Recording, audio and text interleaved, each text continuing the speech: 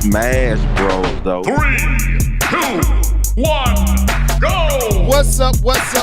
It's your boy Levelhead back with another Live and Level Gamers podcast. Yes, we coming a little bit early on a Wednesday. We going up on a Wednesday. I thought it's Tuesday, ain't it? It's Tuesday. We going up on a Wednesday. What's up, people? Unmute your mics. Oh, my bad. I didn't know that what's up was for us. Hello. Yeah, that's for y'all, man. That's for y'all. So, yeah, man, we gotta come early. Your boy can't do Thursday this week, and we did not want to leave y'all without our voices tickling in your eardrums, all in your internet streets. Don't y'all say pause. Don't you say pause. We done with the pause game. After that video I sent y'all today, the pause game is retired. So, who we got here? Lewis. Is that Lewis Scordy? How you say that? Scordio? 2703? Is that how you say his name? What's up, Conyer? Con. Lewis. Conyer. Add the S to it. Yeah, I don't know where it came from, but for sure. Alright, thank you, Dave Marco. No problem. Anytime, sir. We here. We got everybody in the building, all in your internet streets, all inside your inner eardrum. We about to get it in. Yeah, a special Wednesday emergency podcast. It's over, folks. I think it's over. Yep. I think it's over. I think it's time to go ahead and begin to sing. It's so hard to say goodbye to how it go? Had, right? It's so hard to say goodbye to yesterday. I think it's over. I really do. I think it's a done deal. I don't see how they course correct from here. Last week we started talking about it, and it just seemed like the bottom of the ship is constantly taking on water. It was rumors that Walmart was removing from their shelves. We even showed pictures of it, but then that was somewhat supposedly debunked. I don't believe that. Then we heard that they're not even going to continue with their next-gen hardware. Then that was kind of debunked. There's a lot of stuff going on. Microsoft is taking on water. We got Nia here tonight. So we want to get her sentiments on this. Man, I'm not happy about it, but we got to talk about it. We also going to talk about that Pokemon leak. A lot of that, and that was leaked a while ago, but it's starting to render some residuals and some new stuff. We also going to talk about Mark, the computer AI himself, Cerny. Yes, Lord. Mark be sounding like a AI bot got into human skin and is walking around pretending to be human. We're going to talk about him and the neural acceleration. What they was talking about with the PlayStation 6. K-Bum, don't get on to me. Brother, it's Wednesday. Don't get on to me. I ain't saying nothing. And we're going to also talk about the Rogue Ally, the Xbox Rogue Ally, and we got some reviews in, some comparisons. Thanks, Nia, for keeping us up on topics. And we're just going to kind of freestyle tonight because the main thing we want to talk about is it, we asked, is it over last week? I think it is over. I think it's done. I don't think they can repair from this. But yeah, welcome to the show. So, what's up, Kawan? Kawan in the house for sure. Yeah, man, on the Wednesday, bro, we got to get it. Maddie Jazz, yeah, man. We won't be here tomorrow, so we got to give you something today. Why put off If tomorrow? you build it, they will come. Yeah. I'm about to take them to church. Why put off tomorrow what you can do today? Did you catch that, K-Bun? Why put off I caught it. tomorrow what I you caught can it. do today? Come on up to this altar. Nia, go get the covers. We finna lay some hands. Folks finna fall out. Slain in the spirit. What's up, Dart? Yeah, man. We can't leave y'all without our voices this week. So, yeah, I called it an emergency podcast. The fellas was ready to go on a Thursday. I couldn't do Thursday because of church. I got some things at the church that I got to do, and I'm trying to be faithful to my responsibilities. So it's going to require me to be there. So we was like, hey, can we meet on a Wednesday? And my fellas was like, yes. And then Nia was like, you know what? I'm free for the weekend. Fall break is on. My wife is, they going into fall break. Nia's here on fall break. And so we here, man. We got some topics set up for you guys. Anything special y'all way before we get into what you've been gaming on? I finally finished Andor. I know for me, finally Andor. took us a good little minute. The Star Wars series, Oh, Disney. I watched one episode. It's amazing, bro. It is literally some of the best television out there, hands down. I'm quite surprised how amazing it was. Okay. All right. I haven't gotten the chance, but I did. Y'all go over to X, Twitter, formerly known, and check out your boy Beastin on Madden. K-Bum, you don't want none. You don't want to see me, bro. Nintendo, EA, fix it,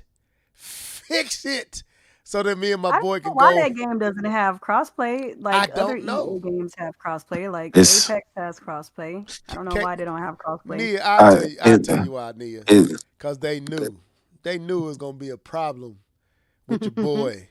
They was like, K-Bum don't want these problems going live, so they said, take crossplay out, don't add it. It can't happen. Can't have this type of bloodshed in the gaming sphere. Oh, your silence. done? Your silence is. Oh, we done? Your silence No. is heavy. I felt my heart convicted. Okay, I'm playing K-Bum. Madden is known for having desync errors and having two different games running on two different frame rates would destroy the online sphere. So that's the main reason, probably one of the main reasons why they didn't do the crossplay, because they are on two different frame rates. Oh, yeah. I mean, we kind of believe that's what they doing it for, even though we did have those frame rate differences with Fortnite. But the Switch version of Apex had it too, and it still had crossplay. I'll say it again. It is Madden has desync issues. I'm not saying that it can be done. I'm saying I know for sure Madden itself, that code has issues with desyncing. Okay. So you're saying it's a Madden specific thing? It's probably Frostbite. It's probably the Frostbite engine. Got you. Kawan says, speaking of church, we need to hold a wake for Xbox. Not yet, folks. That's crazy. I was not Not yet. We going to discuss whether we believe as we know them. And I also, Anita, I'm glad you're here, because I also have a thought. Anyway, I'll build on that in a second. But yeah, we're going to talk about it. Anything else? Because we can go straight into what you've been gaming on, since we already broke the ice, so to speak. Let's go. Yeah. You know what time it is. It's time for What Have You Been Gaming On?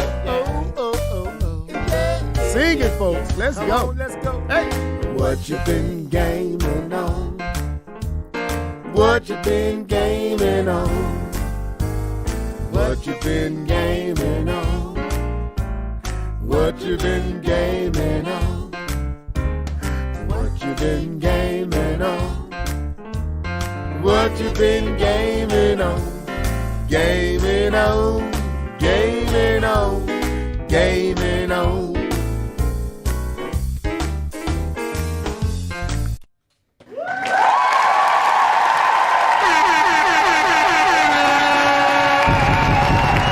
All right. Nia, I'm gonna let you take the hand, ma'am. What have you?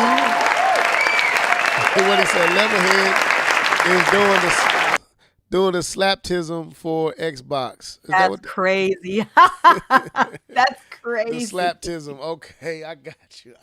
Wow, I like slaptism is crazy. Maddie Jazz. Wow. I like that. I see why your name is Jazz, Maddie Jazz. I got you. Okay, That Nia, is so the funny. floor is yours, ma'am. Since All you right. are on break, I can tell Yes, you've been so getting a lot of games. You sound rested. You I sound am. perky. I am. I don't have to deal with, people's little bratty children for a week, even though I love them dearly. I love them dearly, but sometimes Okay. it's a challenge working with some of these sweet little cherubs every day, but I love them dearly. Um, but I will say that I did want to mention some games that I've been playing recently, and then also some games that I've been playing since the last time I was on a podcast. But most recently, bam, absolutely not. Anyway, so I finished playing Trails in the Sky first chapter on Nintendo Switch 2. I finished it, I want to say either Friday or Saturday. So in the meantime, I've kind of just been in limbo. So I've just been kind of playing like little random things here and there. Um, I've been playing this cozy game called Manami Lane. It is kind of like a management sim where you have to basically rejuvenate this particular street with like shops and bringing in new customers and bringing in new citizens and things like that. It's actually a pretty cute and cozy, bite-sized game. If you just Cute want and somebody to cozy. play, There we go. That's a Nia game. it's cute and cozy. I've also been playing. I played the demo for Digimon Storytime Stranger, which I really like. But I will say that in compared to like a Pokemon game, which is kind of ironic, it does feel a little bit like lower budget, but like not lower budget in like a bad way. Like you could tell they had a lower budget, but whatever they decided to do with the budget was like smart choices. Mm. But that's just based on the demo. I played a little bit of Halo Infinite today. What's Sorry, going on over at Halo? What's going on over there? What they doing over there? man. Oh my God. Let me tell you something. Okay. So I did play Halo Infinite when it first came out, right? hmm And it was all right. It was whatever. And I kind of just like, it just didn't stick with me like previous Halos have stuck with me.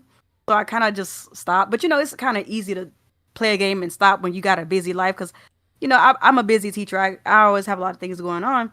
But I've been wanting to go back to it. Like I've actually been trying to go back to it these last few months, but there's this weird bug on the PC side, not Steam, on the Xbox app on PC, where it just refused to boot. So I What? finally tried it again today, and it did boot. The campaign, for some reason, still refuses to boot, but the multiplayer does boot, and it's not given. Man, I don't know if it's this, and I know this is gonna be a downturn for Xbox, this particular podcast. I promise I'm not trying to minimize Xbox in any way, but like I don't know. Let the hate flow through you. I don't know what they're doing with Xbox. I don't know what they're doing with Halo. Sorry, I don't know what they're doing with Halo. Like I don't know. And I was one of those kind of people who was actually kind of positive about Halo because I did come into Halo very late. Mhm. I came to Halo during Halo 4 when 343 took over, Oh, and I thought that, Halo 4 was that is okay. late. Huh? So that is late. Yeah, I did come in very late. I thought Halo 4 was okay. But of course, I played Master Chief Collection and all that stuff when it came out for the Xbox One years ago. Got it. And I liked it. I really enjoyed it. But I didn't think that Halo 4 was bad either. I thought that Halo 4, of course, you could tell that it was being taken over by a different team, but there was still some potential for them to like come in and like make it their own. And then when Halo 5 came out, the campaign. Halo 4 is Reach, right? No. Reach is a different game. Okay. Halo 4 is its own is its own game. Okay. Then Halo 5 came out. The campaign was all right. I didn't really hate it, you know what I mean? But that multiplayer was off the charts. I played Halo 5 multiplayer so much on the Xbox One.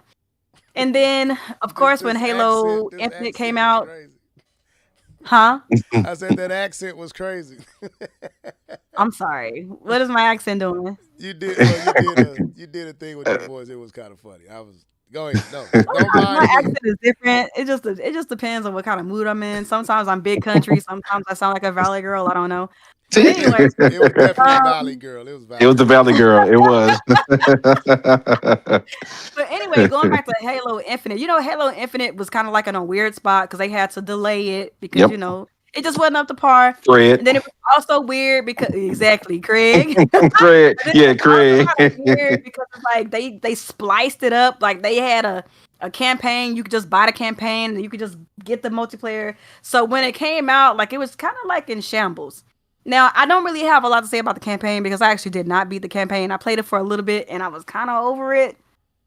And then I played the multiplayer and the multiplayer was kind of bare bones when it first came out. But True. according to the people, the multiplayer is like much, much better now in today's time. But it wasn't given that when I played it today. To be fair, Ooh. I only played it for a little bit. I didn't really get a chance to really sink my teeth into the multiplayer. Because I just kind of played it just to see if I could boot it. But from what I did play, it wasn't giving. And just to be more specific, when I did get on Halo multiplayer today, I played the zombies mode. Like they have a zombies mode now, and it just wasn't giving.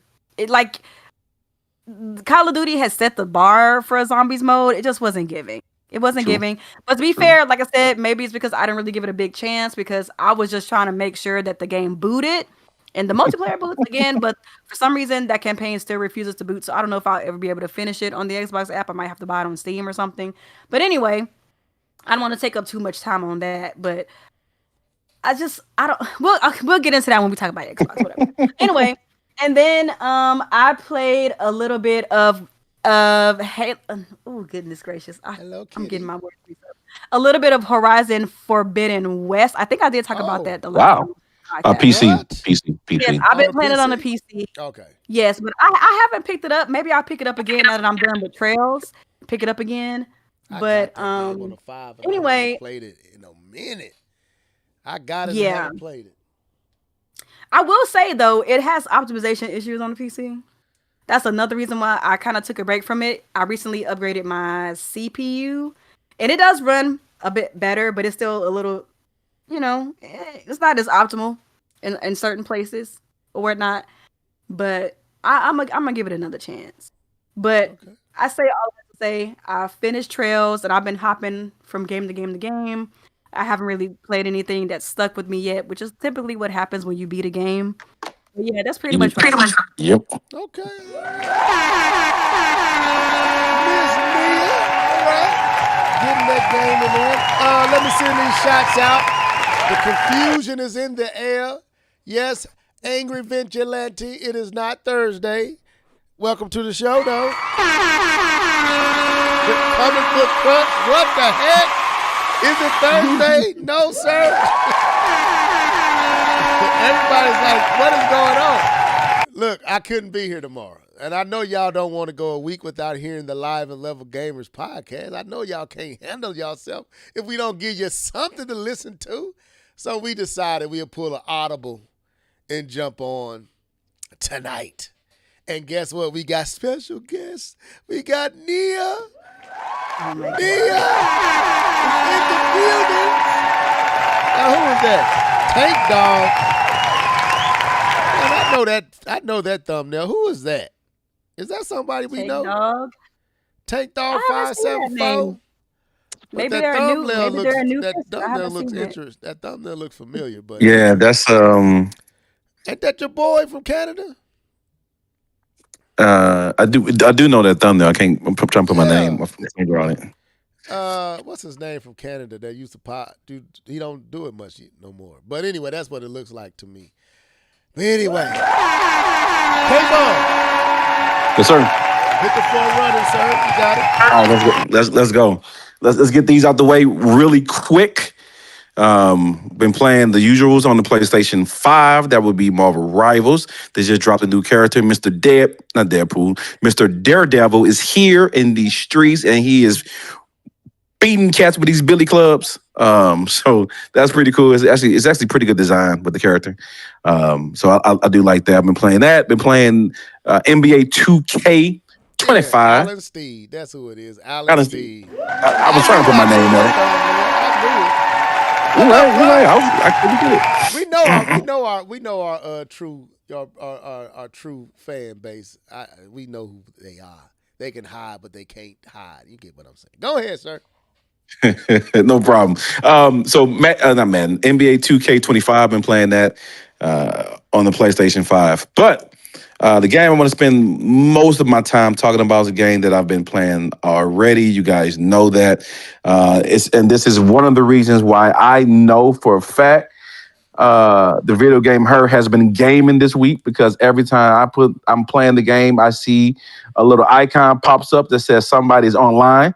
So I've been putting that work in Hades 2. I've been putting that work in the Hades 2 for the Switch 2.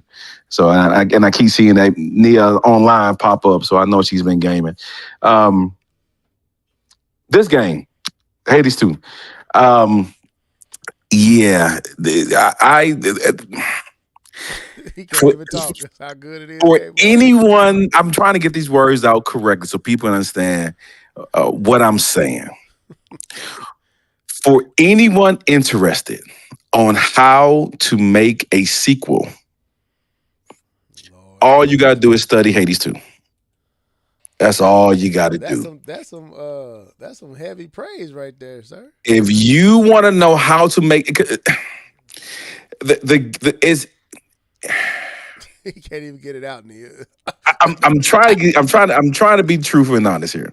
So you don't even know how big the game is until you're about maybe I'm like 10 hours in, maybe about 10 hours into the game, or maybe 5 to 6. I gotta check.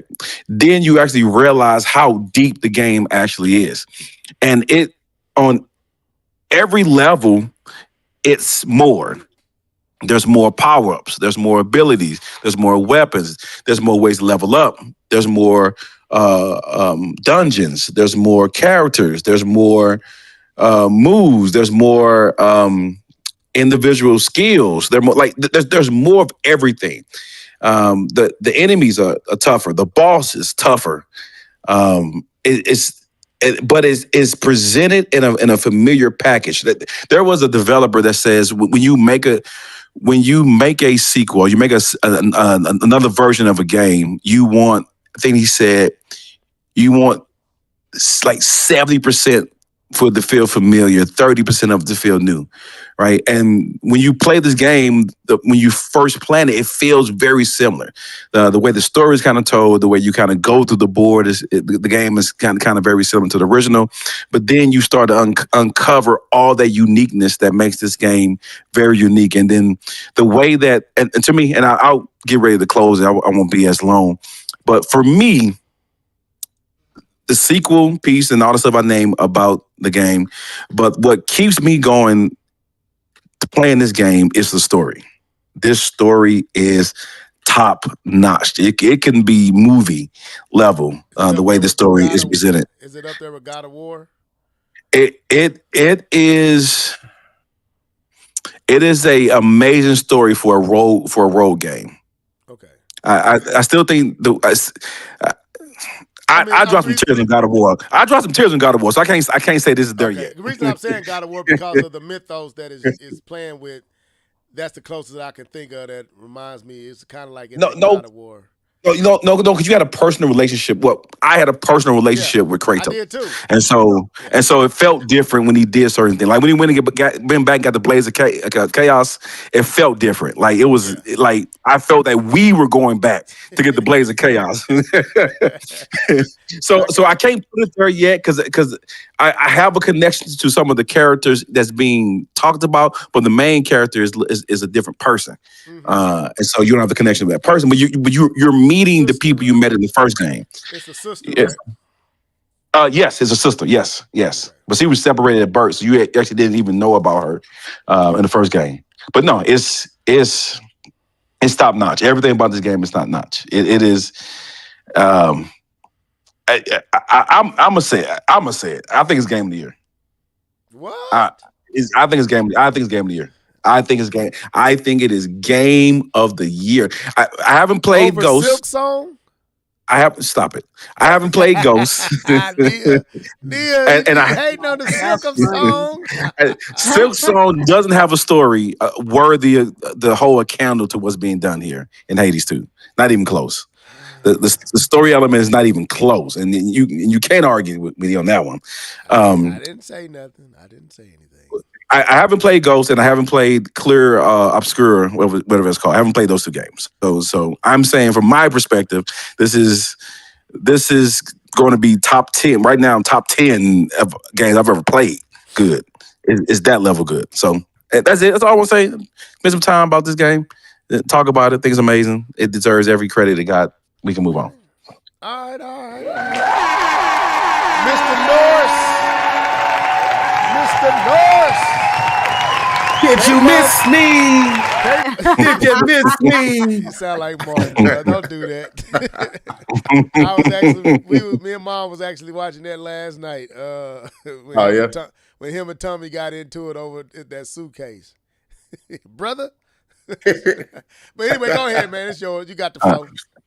Oh man, hey man, y'all been holding it down. I've been listening to y'all, man. Trying to eat, but anyways, what have I been gaming on?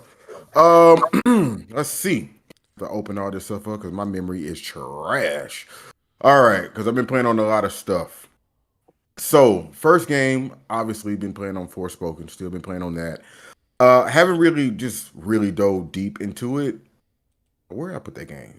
It's in my Square Enix area. Yeah, there it is. Forspoken. Been playing on that. I haven't beat the person that I came out there to fight yet. It definitely got some Ubisoft feels to it. Like the map, everything is open and everything is just there. Like Ubisoft feel or Ubisoft stank? I don't want to say stank. I don't want to say stank. That's a little too much. But it's stuff over here, stuff over there, and I'm like, But I have been playing some of the little dungeons in the game, and I've been beating them. Like I had like one more hit on my character, and I was like really locked in and dodging, and it was pretty fun. I like that when I'm like at my weakest and I'm still winning and stuff. It really makes me fight and dig deeper. Let's see. I bought a little game for $10 on the Switch too, and I wanted a cozy game. Shout out to Nia. Oh crap! Yeah, she kind of inspired me to get a cozy game. So, I went and bought the game. Is this seat taken? Huh?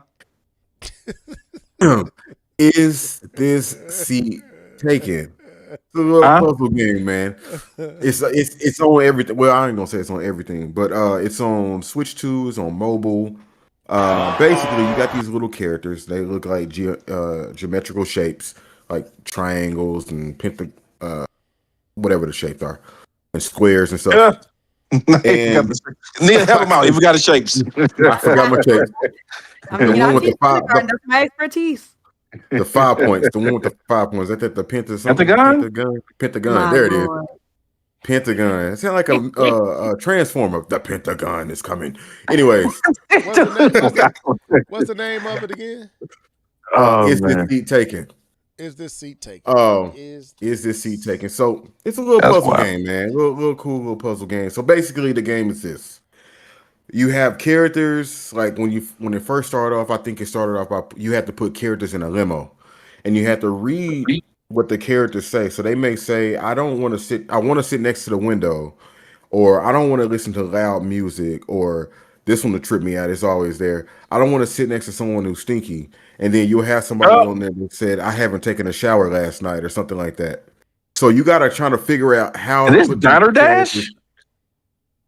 characters- No. You send people on the bus though, right? Yeah, you send people on the bus, a movie theater. Yeah, it's a like Diner restaurant. Dash, right? Diner Dash, you have people in the restaurant. You got to sit in a certain place, and Oh, okay. Is it similar to that? Hey, you ever played Diner Dash? No. I have not. Okay, my bad. Diner Dash. I looked it up while I'm. For sure. Okay. I see the resemblance. But yeah, very similar to that then. Okay. But yeah, you have to rearrange them and things of that nature. Then you got, hey, I want to sit next to a kid so I can play, or I want to sit next to my parent. And then you also got to worry about what the parent wants and all this other stuff. But it's a cool little puzzle game. I'm actually enjoying it. I try to play it, before I go to sleep. I played it last night before I went to bed. Little cozy game, you know what I'm saying? Shout out to That's Nia funny. again, she on her cozy tip, so she made me get on my cozy tip. So Ain't nothing wrong with a little cozy game. nothing wrong with a little cozy game. All right, so let's get to the meat of what I've been trying to Okay. the itch I've been trying to scratch. I've been Okay. having this itch to play Mega Man X. Mega Man. What? I've been having this itch to play Mega Man X. What? And I believe last week or the week before it was on sale on the Switch too, and I missed the sale. Didn't get it. And so I'm searching like what can I do? Because I'm not paying $30 for those games. I'm sorry. Those SNES games, PlayStation games, I don't care. So you got the Mega Man X collection, you got the Mega Man X2 Mega Man X Legacy Collection 2. So you got, I think it's Mega Man X through 4, then the other one is 5 through 8. They split them up, and of course you got the other Mega Man games, the original NES games. But I didn't have a craving to play those. And shout out to you, Level, for mentioning Mega Man 11. I think I might get that game at a discount. I might get that at a discount. And I also It's hard, Mega bro. Man. It is It's hard. Mega Man Zero ZX Legacy Collection. So I bought those Jeez. today. I bought those today on what is it called? PC. I ain't gonna tell you where I got it from, but I got them on PC for a very low price. But before that, before I got the Mega Man games, I played this Okay. little indie game, and I'm curious to see who knows about this game in the chat. It's called Gravity Circuit. Hmm? Have you ever heard of Gravity Circuit? If this dude don't stop with these stuff. No. What do you mean? No, K-Bub said, I'm laughing at Oh, K-Bub. oh, No, I have You were not. making games up. you have not heard of Gravity Circuit? I didn't either. It was a free game on Steam, and I immediately downloaded it It because it looks was like Mega Man. they said it's just like Mega Man, so I played it.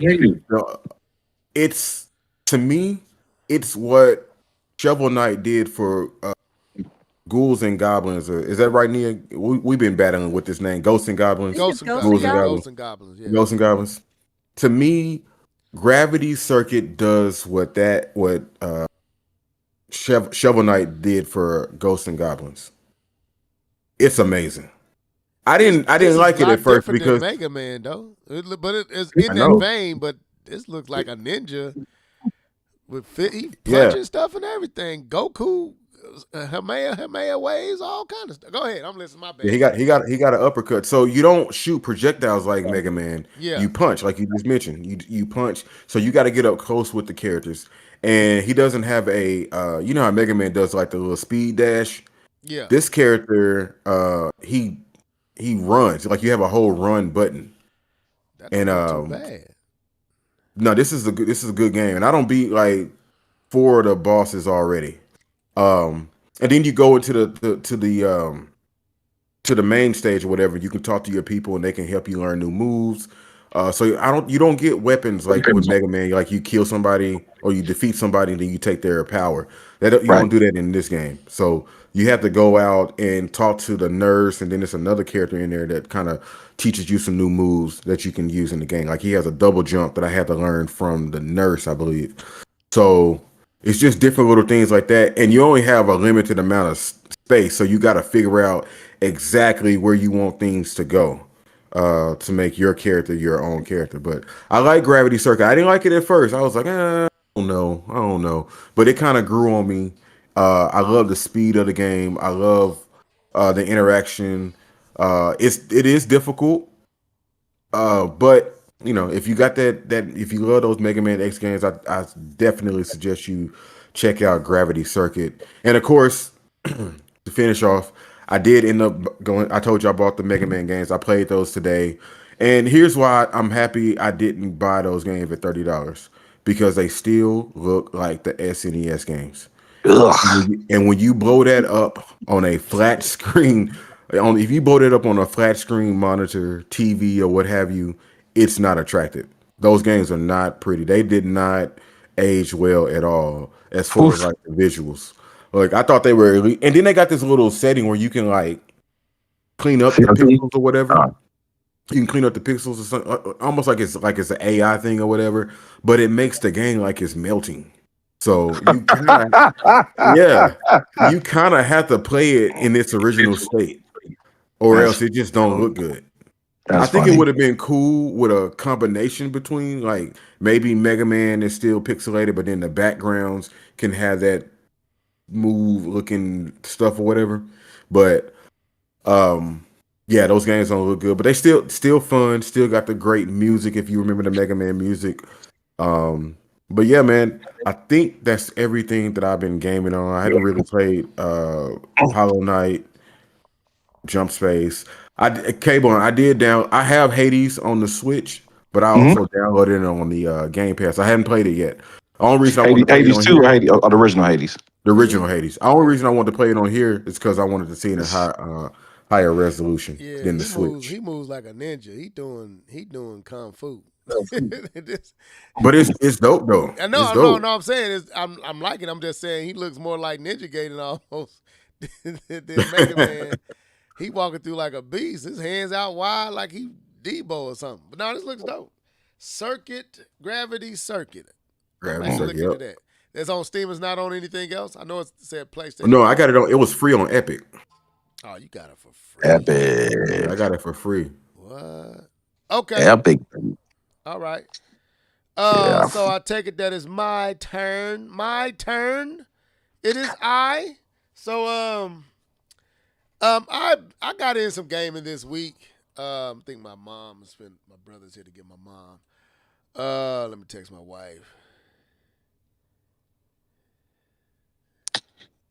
Oh, why are you doing that? I've never actually beat a Mega Man. I maybe played 2 of them my entire life. I'm not a Mega Man fan. So just that whole conversation just went past me. I beat one Mega Man in my life, and that was Mega Man 2. I beat it, and I almost made it through 3. It just got challenging.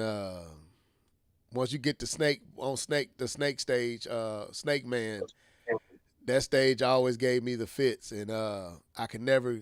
And I always used to rent that one, so I never had a chance to get through all of it because I only had it for a few days. So, but I beat Mega Man 2. Yeah, them games hard. Only one I beat was Mega Man X. That's the only Mega Man game I've ever beat. Dang, you beat X? That's real hard. Because like people don't understand, and that's crazy. We might need to discuss this on one podcast. Just how difficult games were when we were younger. We kind of talked about it like on Mario, the original Mario, and just how challenging World 7 and World 8 were. And the type of jumps you had to make, and we was doing this stuff at 8 and 9 and 10 years old. Had to jump on that little skinny platform. And people talk about Souls games now. Like, go play the original Mario, sir. Try to jump on that ledge and don't die. So, but anyway, do it right now. Go to NSO right now. Go to Super Mario World in the SNES app. And I want you to try to play it to this day. I remember me and Keith tried it. Oh, yeah. Uh, A couple of months ago. And it was... I don't know how we was doing that stuff. I mean... I don't know how.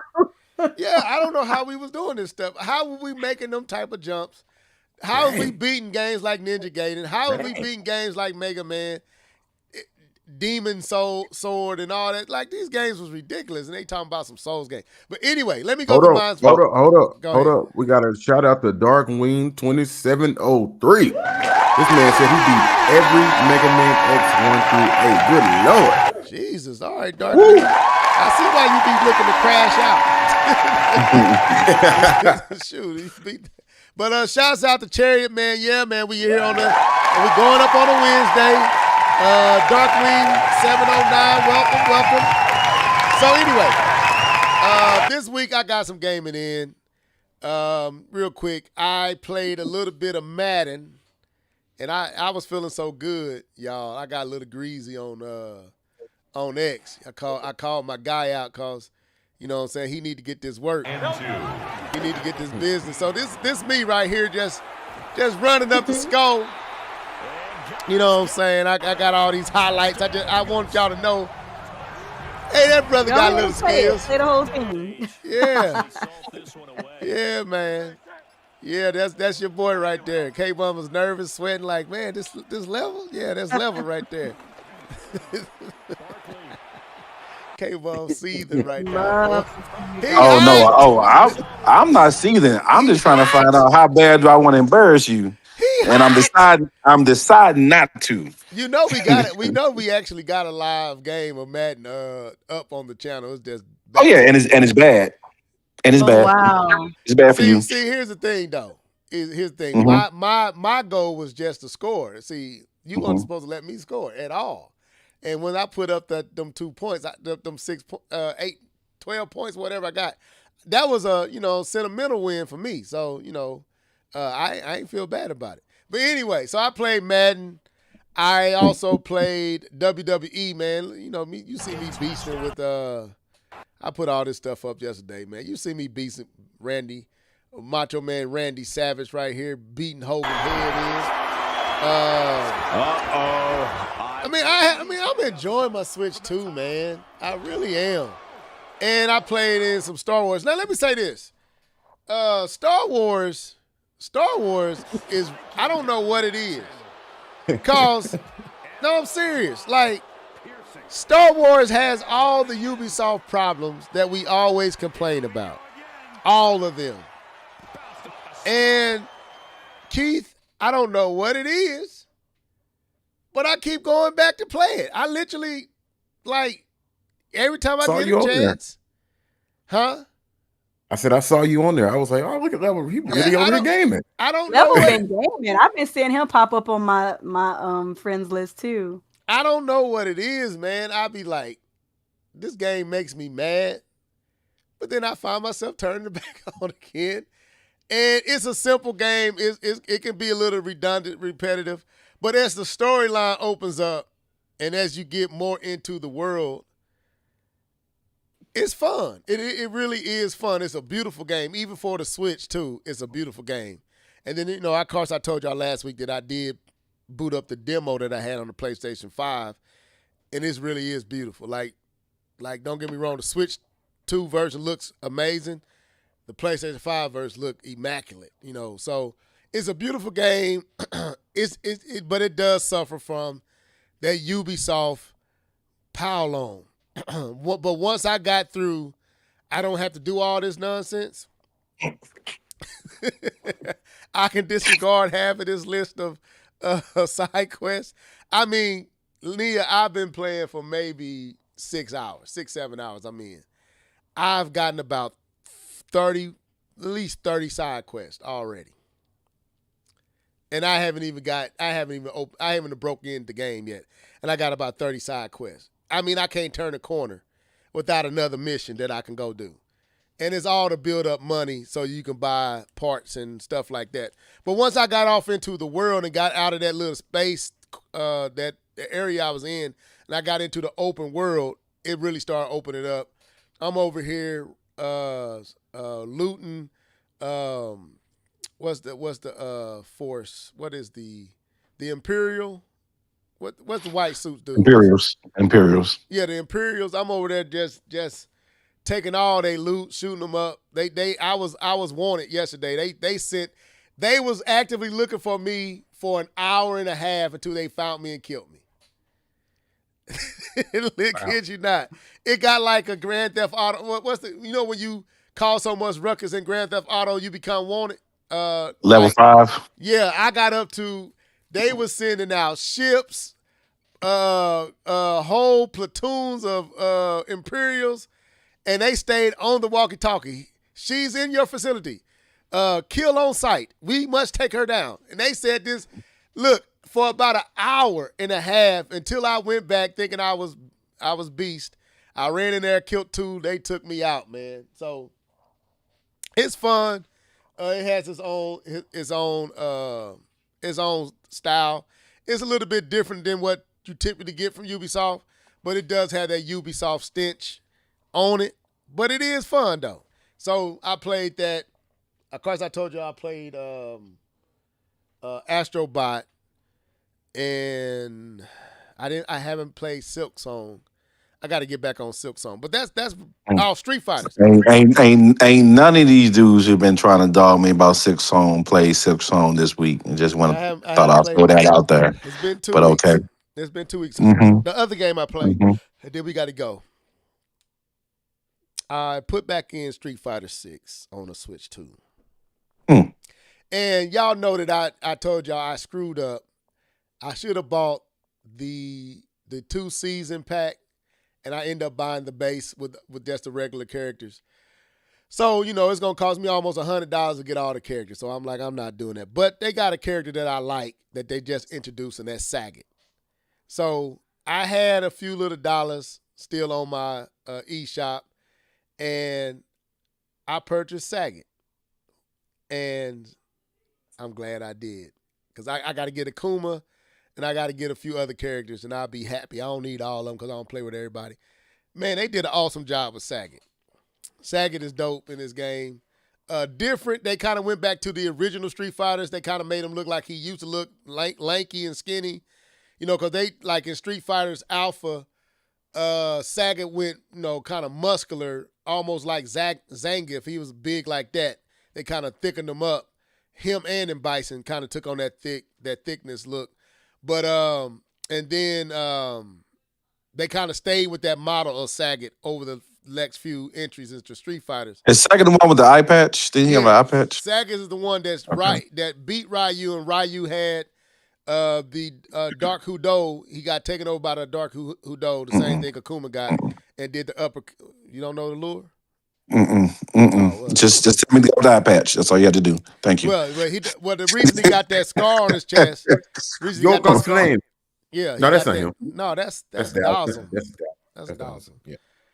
Man, what is up with y'all? This Street Fighter disrespect. No. Y'all supposed to know this stuff. Tiger uppercut. Tiger uppercut. There you go. Yeah, he's okay. Yeah, I know what that is. I didn't disrespect. I said it right. He said it wrong. Let me tell you this too. M. Bison is a beast in this game.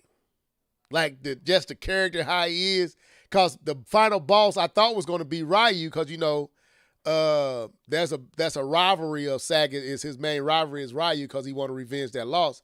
But in this game, M. Bison is his final antagonist, and the story, the dialogue between the two had me up. I'm getting all geeked out. I'm like, talk that talk, M. Bison. That's what I'm talking about. I'm finna whoop you, but talk that anyway. So I enjoyed it. I should have put that up. I should have actually captured some of that footage. But anyway, that's what your boy been gaming on for the week. K-Ball, anytime you ready. Anytime. Level, you have scored maybe in all the games we've ever played. Anytime, sir. Possibly 28 points. If you add up every single time we play Madden, please don't do this to yourself. Anytime. Please don't do this to yourself. It is probably 200 to 28. You hear me, sucker? Anytime you ready. Oh, my Lord. Game Pass. Get it? Get it? Yep. Let's go. Let's get it in, sir. For all the world to see. It's a new day. It's on Nintendo now. I can hang with you now. It's a new day. Yep, that makes a difference. But anyway, let me stop. So let's get it in. We got a guest here. Nia's in the building. We got to talk about Microsoft. And so we kind of talked about this last week, but we got to bring it back around. And we got a new person here, another voice here, and another perspective that we need to explore. Last week we said, is it over? I was not going through this week without talking about the Xbox again. After all the stuff that has happened since, just more of the same, but just more of it. I'm here to ask the question.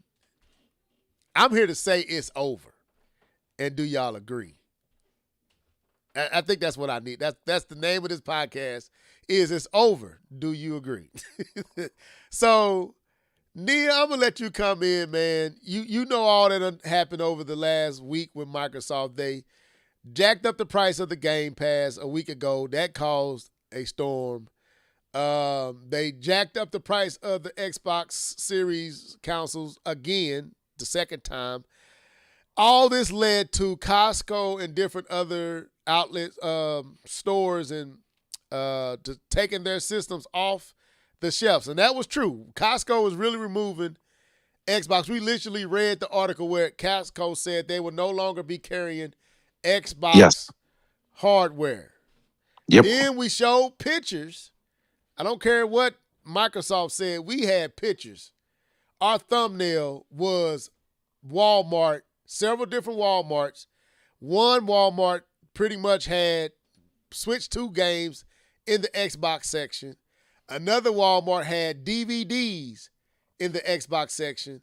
Then we started hearing rumors about Walmart and other stores like Target and different ones shrinking and removing Xbox altogether. Then we start hearing rumors about the next-gen hardware being canceled. They all came out and did damage control and said that's not the case. And we questioned, we pondered whether we believe them or not. We all kind of said we don't. Nia, I need your thoughts. Is this it for Microsoft as we know it? Go ahead. Well, first, before I respond, I want you to tell me, what do you mean by over? Over in the sense of, is this it for any hardware? Let me, because we know they're not technically over. But is this the beginning of exiting into basically a third party existence where the hardware basically is a done deal? There won't pretty much be hardware as we know it currently with Microsoft. Is it over in that sense? And can they repair from this? Can they recover, from this? Go ahead. I mean, it's looking like it's over. I don't want to put a nail in a coffin and say it's over because, stranger things have happened. Everybody said the Speaking same of thing when the Stranger Wii Things, was that's selling. coming back And on Netflix. There's a new season of Stranger Things coming. Go ahead. But I was saying that, stranger things have happened because people thought it was over for Nintendo too. Because I think a similar situation happened with the Wii U many years ago, Yep. that they were lessening the amount of Nintendo things that were on the shelves. And I don't vividly remember this, but I barely remember how when we were at the end of the Wii U generation, there wasn't as much Nintendo stuff on the shelves. Then we were entering the Nintendo Switch era. And then, all these retail stores were making new spaces to put Nintendo stuff because Nintendo was popping again. So, I want to say there's room for them to turn it around. But I think what I think about in terms of this is just a few avenues, right? So we have the hardware side of things, which is not resonating with people. They have 2 SKUs. And one of them is more popular than the other. The S is more popular than the other, but it's still not really popping, So I feel like we're at a situation where their hardware is deflating, but I don't know. It's hard to say because now we have this new element with this handheld, this ROG Ally X. So I don't know if they're trying to just, how do I say this? If they're just trying to find an exit strategy in other avenues, for example, partnering with Asus, maybe that's an avenue to kind of keep them in the hardware market if they decide to stop doing R&D on their own console development in-house. They did cancel their in-house handheld game, That's what I'm handheld saying. system. That's what I'm saying. Like, so now it's like they're partnering with other companies to still have something on the market with their branding on it. So it just kind of makes me wonder, like, maybe they're just gonna go down another avenue, because it's not unusual for a company who makes devices to do something like what Nvidia used to do when they had the Nvidia Shield devices. They only made them to order. Even I think Valve does it with the Steam Deck. They make those to order. So I feel like Okay.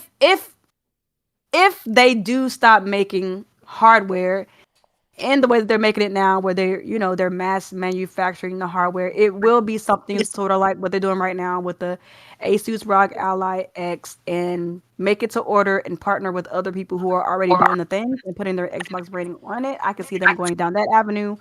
And I could also see them just completely deciding not to make hardware anymore, period, and being like Sega and just making sure that they're going full ahead with their software. But what I was kind of alluding to earlier when I was talking about Halo Infinite, I don't want to take up too much time, but what I was kind of alluding to, I Let it got breathe. but what I was kind of alluding to earlier when I was talking about Halo Infinite was how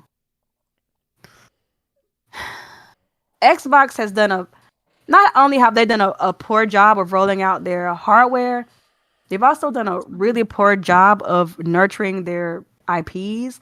Like, hmm how do I say this? With your chest. Because I don't want to sound too negative, because I feel like unless they tell us it's over, then it's over, you know? But at the same time, it's like they came out with the original Xbox, they came out with Halo. Halo was their premier IP. And I feel like when I say that they haven't done a really good job of nurturing their IPs, because one thing that I can say, just to kind of compare them to Nintendo for a little bit, one thing that I can say about Nintendo when they were on a downturn with the N64 and the GameCube, and they kind of flipped it over to the Wii, and then they of course went down again with the Wii U, and then they came back with Nintendo Switch. One thing that Nintendo has always done a really good job at is nurturing their IPs. And I feel like also, of course, Nintendo also had the handheld component on the backside, so they was never like really like down like that. But anyway, Xbox doesn't have anything to kind of fall back on. They don't have hardware to fall back on. They don't have their IPs to fall back on, because even their biggest IPs right now are kind of on a downturn, and they kind of have been for a little while. Like I said earlier, I enjoyed Halo 4, but Halo 4 just wasn't given what the previous Halos were giving. Halo 5, I'm very generous to Halo 5 because I really enjoyed the multiplayer, but that campaign was not it. I feel like it was even less engaging than Halo 4, and then the whole plot point of Halo 5 just wasn't given what the advertising was trying to give. Like, it just wasn't given that. Then, of course, we all know what happened with Halo Infinite. It just wasn't giving. And to the people who actually finished the campaign, I didn't finish this one. It just, according to the people, it just wasn't given. They have not done a good job of managing their IP, so they don't even have that to fall back on. So it makes me curious if they were to continue to making hardware, what games are they gonna put on that next console to put them back in good graces with the gaming public? I feel like I don't want to put a nail in the coffin for them, but it's not looking good. It's not looking good. I think the only IP that Microsoft has that they make in-house that people are really still looking forward to. People are still looking forward to Gears E-Day. I give them that. People are still looking forward to the next Forza Horizon, but I feel like even with the Forza Horizon, like, they're kind of oversaturating, huh? I said it's lost its luster. Yeah, because I feel like they've oversaturated their IPs with the public. And then not only are you oversaturating the market with your IPs, because you're just making these games back to back. I mean, the Gears franchise has had a little bit of a break here in recent time, but there was a time when they were just cranking them out.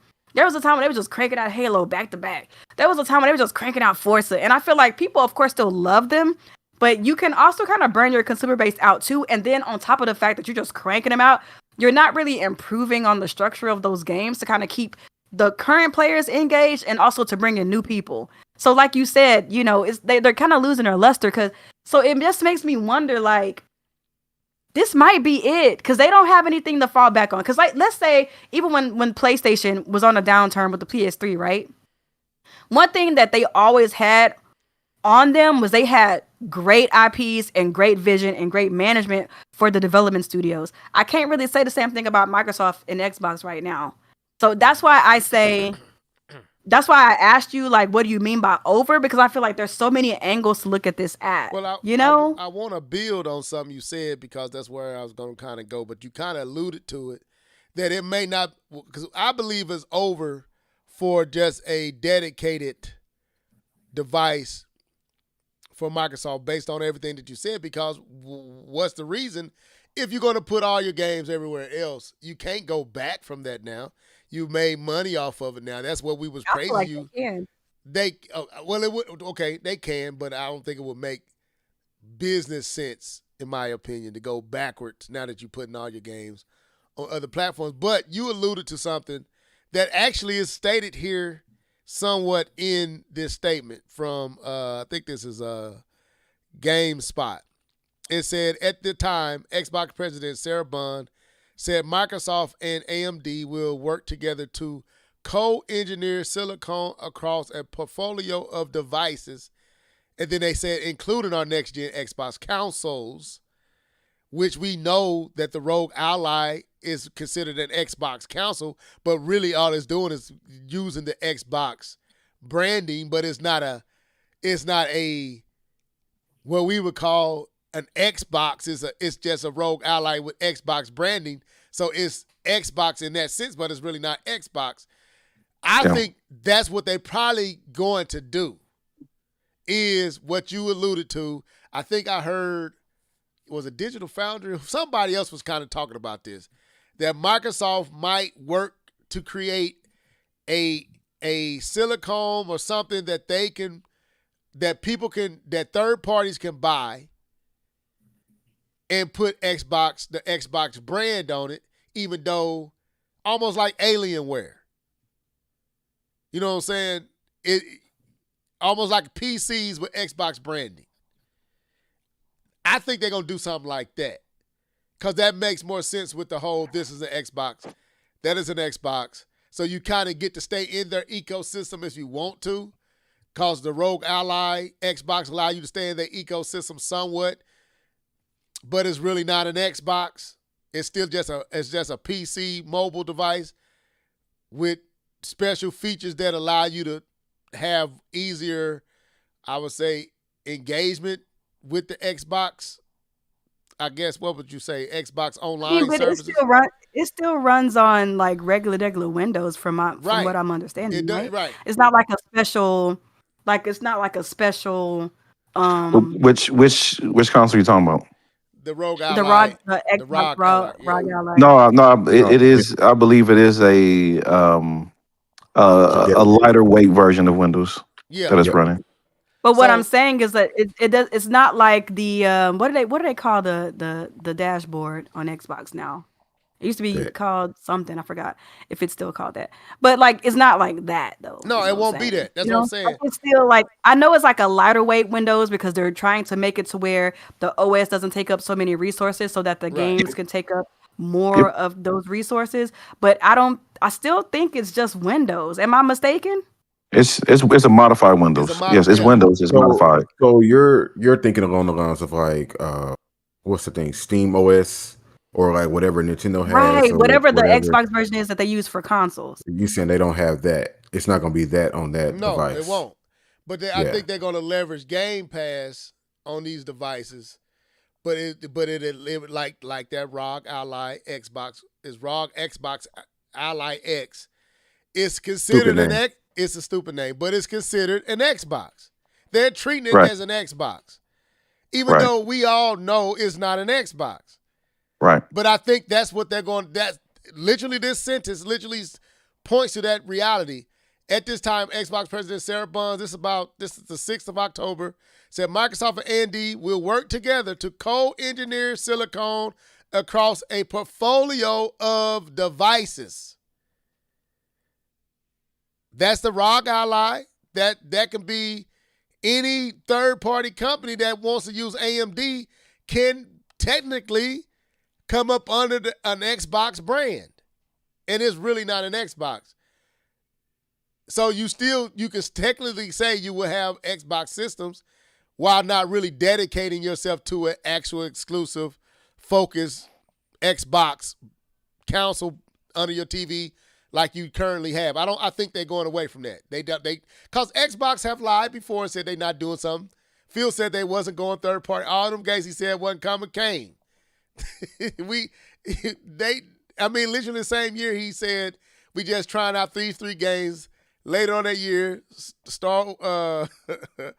Indiana Jones, Gears of War, all that. The floodgate. Yeah, it was like, so once they started making money. It was the next year, though. I think Indiana came out the next year, I believe. No, it was something that came out later on that year that ended up. I think it was a Forza. Something else, yeah. So, but the point is, it wasn't too much longer after they said that wasn't the case, that it was the case.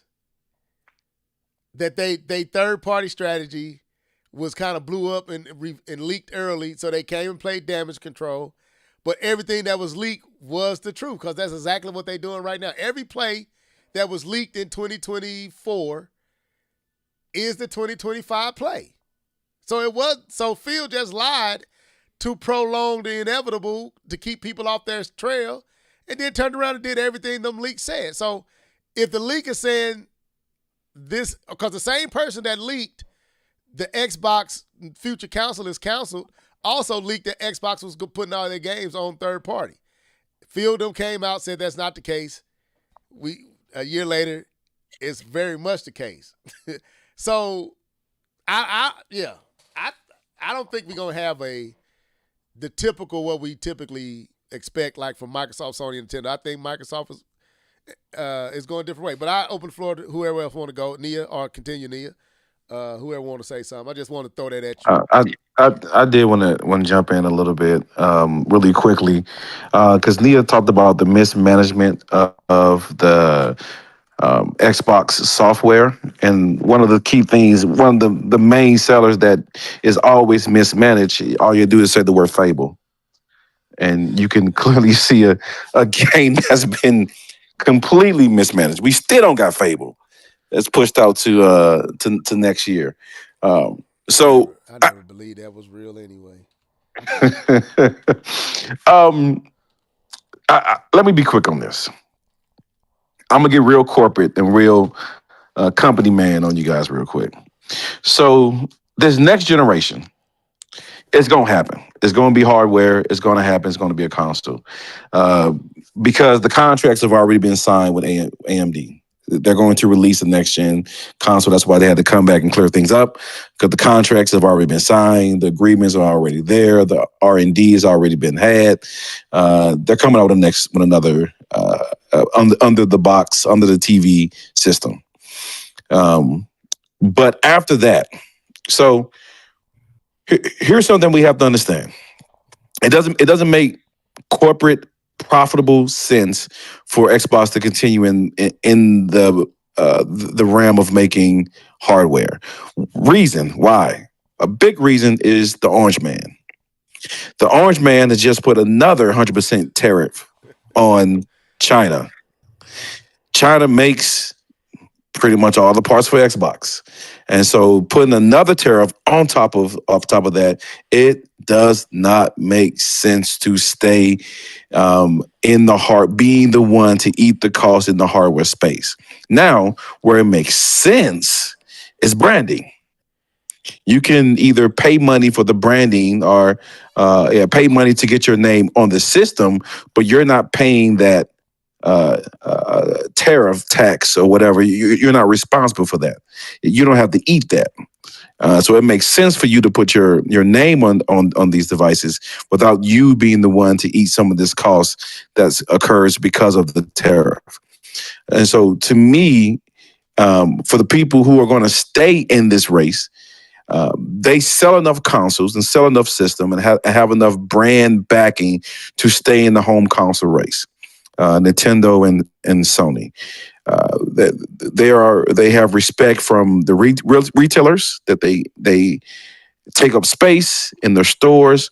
Again, what reason why Xbox is leaving the stores is why should we put you in here when no one's buying your system anyway? You're taking up space. We can move it out. We can put some plush toys or some Tamagotchis or something. So maybe sell the same amount of system as that. So from a corporate side, it does not make sense to stay in the hardware race. And so I do believe they will bow out, but I believe that will be after this generation because of the contracts that have already been signed by the two companies. I do think they're conditioning you. They're conditioning you to believe that anything can be an Xbox.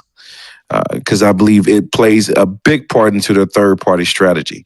The third-party strategy, there's a problem with it, though. As of right now, their third-party strategy includes Game Pass. Their gaming strategy includes Game Pass. Game Pass is only relegated to one Xbox systems, Xbox branded systems, and PC. If you stop making Xbox hardware, then you cannot just have Game Pass on your system itself. And that's why I believe at some point Game Pass has to go to Sony, has to go to Nintendo, because they have to spread the reach of their third partiness so that they can make money, because they cannot rely on Xbox systems alone to support Game Pass when you're losing $300 million by putting Call of Duty on there. You made So me that's you made me think of something, K-Bum. Mhm. Remember, did you read up on the possible that they're releasing a free version of? yes, with ads. Go ahead. Yep. So people are not aware. Xbox is internally testing a free version of Game Pass. This Game Pass version, like I said, will be free cost. But as we know, nothing in life is free. What you would have is there will be certain ads, and I believe this is all in cloud. This is for the cloud gaming. So it's not actually the hardware, but this is cloud gaming. Before you can play your video game, you would have to watch several commercials. And I believe it's only for a month. I think there's a monthly limit on how much you can play. I thought it was 15 hours. I could be wrong. I thought they said 5 hours. 5 hours that you can play for free. It's 5 hours. 5 hours. I know it was a 5 somewhere. I don't know. It was 15 or 5. Thank you, It sir. was 5. Yeah. That you can play for free, but you had to watch ads included into it, which again, Xbox needs the money is why they're selling it to ads. Same reason why Netflix included ads. The same reason why YouTube charges you $15 to not have ads. That is revenue that they can take up and pass to their consumers. And so, yeah, absolutely. And it is cloud-based gaming, which again removes the need for a hardware. Their hardware, you can do it from any hardware, from phones, anything like that. But they are internally testing this ad system. Here it is. I'm going to read it real quick, and then I'm going to bring Keith and Nia back. It says, so Microsoft reportedly testing free Xbox cloud gaming supported by ads with monthly play limits, announcement, and launch coming soon. So Microsoft is reportedly set to announce and launch a free version of Xbox. It's not Game Pass, it's cloud gaming, with ads for PC, Xbox consoles, and handheld devices and the web. The Verge, Tom Warner reports Xbox Cloud Gaming supported by ads is currently being tested internally and does not require a game. Well, I guess is it linked to Game That Pass? doesn't sound like Game Pass. It says it does not require a Game Pass subscription. Yeah, I just said it's cloud gaming more so than Game Pass. A public test is said to be coming soon with a release in the months ahead. Warner sources indicate Microsoft is testing approximately 2 minutes of ads before a game is playable for free via Steam. So you would have to watch 2 minutes of ad. That's why I can't stand Tubi. That's why I can't. I can't even stand. I can't even stand YouTube ads. I pay Nothing's free. to keep from having to deal with ads. Microsoft is also apparently testing the limit of 1 hour for sessions with up to 5 hours free a month. So you get 5 hours. Why are you throwing the ads up? 5 hours free a month. But as Warner pointed out, this may change for lunch. The reports come after Microsoft sparked a backlash for raising the price of Xbox Game Pass Ultimate from $19.99 to $29.99, an extra $120 a year. Which Nia, we got to get your opinion on that. To justify the increase in price of Ultimate, Microsoft has increased the number of day one releases per year to 75 and has added Fortnite Crew and Ubisoft Plus Classics for the first time ever. Xbox Cloud Gaming, which has officially left beta, has seen its streaming quality upgraded. However, it appears Microsoft also quietly pulled the 10% discount on DLC for Game Pass games that Ultimate subscribers were able to get. So they raised the price and snuck some out at the same time, seemingly in favor of a new reward scheme. So that's the word. They working on a free cloud gaming subscription where you got to watch ads. Could you imagine in the middle of your game you playing Call of Duty and in the middle of a situation you got to watch 2 minutes of ads while your boys running around and you just froze in space? I don't know how they gonna do that. That's interesting. But go ahead. Whoever want to take the floor. Spoken a while. Actually, don't. Is Xbox dead? Yes. I think everybody. No, I'm just gonna say it. It's dead because a lot of these moves. Of course, they're not gonna tell us everything that they're doing, but a lot of these moves seem very desperate, and they're trying to you falling off the edge and you just grabbing at stuff. You trying to grab anything to prevent yourself from falling off that edge, and I think that's what Microsoft. Grasping for just anything, a pipe hanging out the wall. I need to grab something, and I think what Nia was talking about earlier about nurturing games has been the bane of their existence, and I think that's why they're doing the things that they're doing. They've been trying to fight Sony, go head up with Sony for so long, and they didn't realize when Sony pivoted. Sony pivoted a long time ago. They're not really fighting you no more. They trying to nurture and cultivate an audience. Sony saw what Nintendo was doing. They keep making Mario. They keep making Zelda, and these people keep coming back. Why? Their games don't even look as good as ours. What's going on? Meanwhile, Xbox is in PlayStation's ear yelling, I got this, blah, blah, blah. Bro, look at them. Their console sold 24 million what was the GameCube? 22 million in the like that. No, and then the 33. Wii U. I thought it was 33. No, it wasn't. It's not 30s. Not the GameCube. It's in the 20s. Because I think the Xbox was 24, so it might have been 22 or 21 for the GameCube. Okay. But the attach rate, that's money. So my thing is PlayStation saw what they were doing, and they turned it around as far as with the PS3, they started giving us those bangers after banger after banger to the point where that's the only thing people started expecting from Sony. Meanwhile, Microsoft turns over and gives us TV. They didn't take the games that was already good and try to rework them and retool them like Sunset Overdrive, Quantum Break. They didn't try to do any of that and bring any of those games and bring them up. Instead, they started over, gave us Halo, Gears, and Forza again. This will get them with more TV. 21.7 million. 21.7 for the GameCube. And it's been downhill from there with them because they don't know what gaming is. They think they know. They look at it and says, I can make a game and I can do that.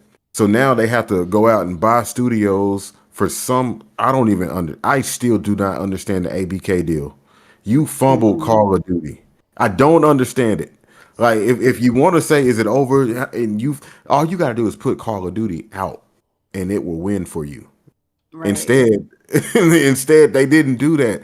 They don't know what to do. They're great. Microsoft is a great software company, and like it was said in the chat, what's probably more than likely going to happen is they're just going to be an OS to my PC like it is right now. They're just going to be an app on your Nintendo Switch Online, just like the Sega, the Super NES, and all that other stuff. They're just going to be an app on your PlayStation at some point. And that's where you're going to have to find Call of Duty. And that's where you're going to have to find all those Xbox games. They're still going to be around in some form or capacity, but they're not going to be the player that they used to be. It's over for them because they just don't know how to manage this thing that we love called gaming. They're making too many sporadic moves. They're saying one thing, doing another. We're only bringing 4 games. Come on, dog. They're doing too much. They're making too many moves too fast, and they're not sticking with one thing.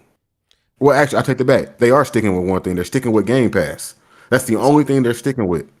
Everything else is they're just moving stuff around. We were going to give you a handheld, and then we hooked up with Asus, and we're going to do this. We're going to cancel ours. We're not doing that no more. We're going to do this over. Y'all doing too much. Y'all don't even believe in the things that y'all are saying to us. Phil Spencer is 30 pounds, soaking wet. Like it's it's bad over there in my opinion. It's really bad. They doing everything but making good games. They doing everything but making good. They make great controllers. They make some awesome controllers. I give them that. But they not making no great games. They not sticking to nothing. They hit the reset button immediately, emergency, and that's why you are in the position that you're in. Everybody got to weather that storm. PlayStation weathered that storm. Nintendo had to weather the storm and the ridicule from being on top to just being right here. Xbox, y'all think y'all above that? You're not above that. You got to go through this stuff too and really cultivate this thing that we do as gamers. Yeah. So make your exit. Give me Game Pass. Give me controllers. The fact that they never made a sequel to Quantum Break, or the way that they flopped Alan Wake, the way that they didn't make a sequel to Rise Son of Rome, like just because they didn't get good reception doesn't mean that they couldn't have been cultivated to something great. Like, we think about all of these IPs that we love, right? They didn't always get it right the first time. The first time around, it was probably a little clunky, a little whatever. But then the companies were like, you know what? We're not going to give up on this IP. We're going to keep making it. We're going to cultivate and nurture this IP. We're going to give it more of a creative vision. And then now there's something that we absolutely adore. And I feel like Microsoft has not done that. And that's unfortunate because I used to like Halo. I did. And now I'm just like, I don't even know if the next one come out, if I'm going to care.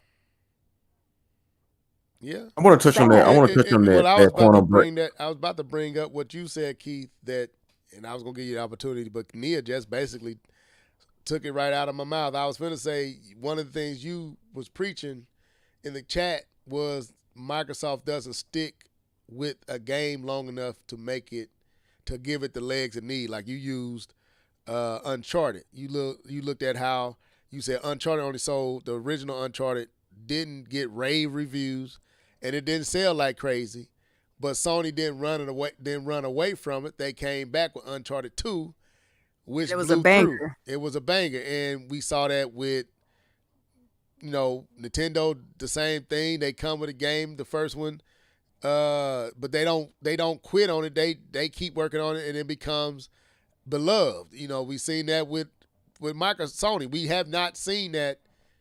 Only game we've seen them continue was a hit the first time it came out, and that was Halo. Well, Halo and Gears. And Gears. They didn't make Gears, so I wasn't giving them credit for Gears. Gears Got it. Yeah. So, Fortnite. But I Forza. wanted to touch. And Forza, you're right. I wanted to touch on what you just said because we've been going back and forth about this too, about the Quantum Break not coming out with not giving Quantum Break a sequel. Yep. And then you look at and she mentioned Alan Wake, and then you look at Alan Wake 2. It's an incredible, beautiful game. It does not need to be on the Sony platform. And that's not hating. I'm just saying what should have happened. That game Control, it does not need to be on a Sony platform or Stadia because that's where I played it. It didn't need to be over there. All of that should have been in house. Quantum Break, Control, all those games. Alan Wake, you just had a whole universe slip through your fingers. That's Oh true. my god, they fumbled Remedy so bad. They fumbled Remedy so bad. It was so many games that they have callbacks of things. Even the main character, I think, is a callback in Alan Wake 2. And from Quantum Break, that main character, I think that's him, is a callback in Alan Wake 2. Like, dog, y'all had it. Y'all had it. There's so many things that they had that they could have been doing. Like Rise Son of Rome. I didn't play it. I want to play it. I still want to play it to this day just to see for myself. Like that could have been your what's the game? God of War-esque type game or whatever. I'm not saying it is, but I'm just saying like if they would have just given that studio the proper opportunity to do that. It's all about games. I don't like services are great. Your online, all of that is great. But we've seen one company who didn't have either one of those being great, but they gave us great games. You gotta pick a lane. You're not gonna be great at everything. Right. You know what I mean? So Yeah. I think that's a service is one of those kind of things that it's great, but it's great in addition to what you're already providing. Like, I don't mean to cut you off, Keith. I'm sorry. Go ahead. no. I think I was pretty much done anyways.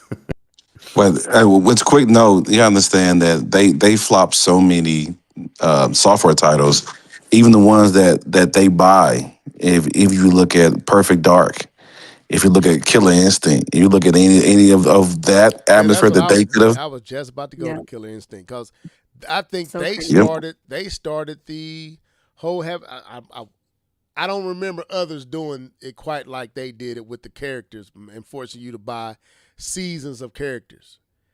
I don't think remember. they did do that, right? I thought they were the Killer- first ones to kind of start. I don't that know with if they Killer Instinct. started the mobile sphere had already been doing that. So maybe talking about with, like, one of the fighting first big games. ones on the console space. Yeah, even that I think the console space. I mean, the mobile space was doing that, but yeah, that they may have been one of the first. Yeah, Yeah, because I don't remember Tekken, Street Fighters, No. anything before that ever putting characters behind a season where you literally had to buy this whole new season of character. I don't remember. I think that was the first with Killer Instinct, and Oh And yeah, then- it was. it was, and then now that model, and I hate it, but that model has found its way into other games now. You know, especially with Street Fighters. So I don't want to poo-poo. They added a lot. Microsoft brought a lot, but like y'all saying and like we all saying, Microsoft also equally done so much to undermine their own success. Keith hit it right on the nail. Y'all have had killer apps that y'all just slept on or didn't believe in to build to something. And you sit there and you watch Nintendo do it. You watched Sony have to do it. Sony PlayStation 3, they had to go in-house. They had to go first party. They had no choice because all third party kind of was choosing 360. Nintendo had to go in-house because everybody left with the 64. And then they I mean, not to say that they have first party on the NES or Super NES, but it was all first party 64 and beyond. And that's where I feel like first party became what it was to us as Nintendo fans because that's all we had. So we had to champion Wave Race. We had to champion Smash Bros. Because we didn't get no other fighting games. So that became our fighting game. Mario Kart became our racer. And the rest is history. Same with Sony. Ratchet and Clank. Now Spider-Man. God of War. Last of Us. Drake. Nathan Drake. Ghost. Ghost. They have developed their first party, what's like we always said third parties. I know some have argued third party sell systems. No. First party sells systems. Because the one system that doesn't have first party is the one system that's failing. So and they never really focused on that. I think they tried to buy up the industry and tried to outmuscle Sony with the online and all that type of stuff, but Sony had that one thing they just didn't have. They had them killer first party exclusive titles that made you decide to buy that platform. Period. Which is crazy because even before they bought up Bethesda and Activision, they still had so many IPs under their belt.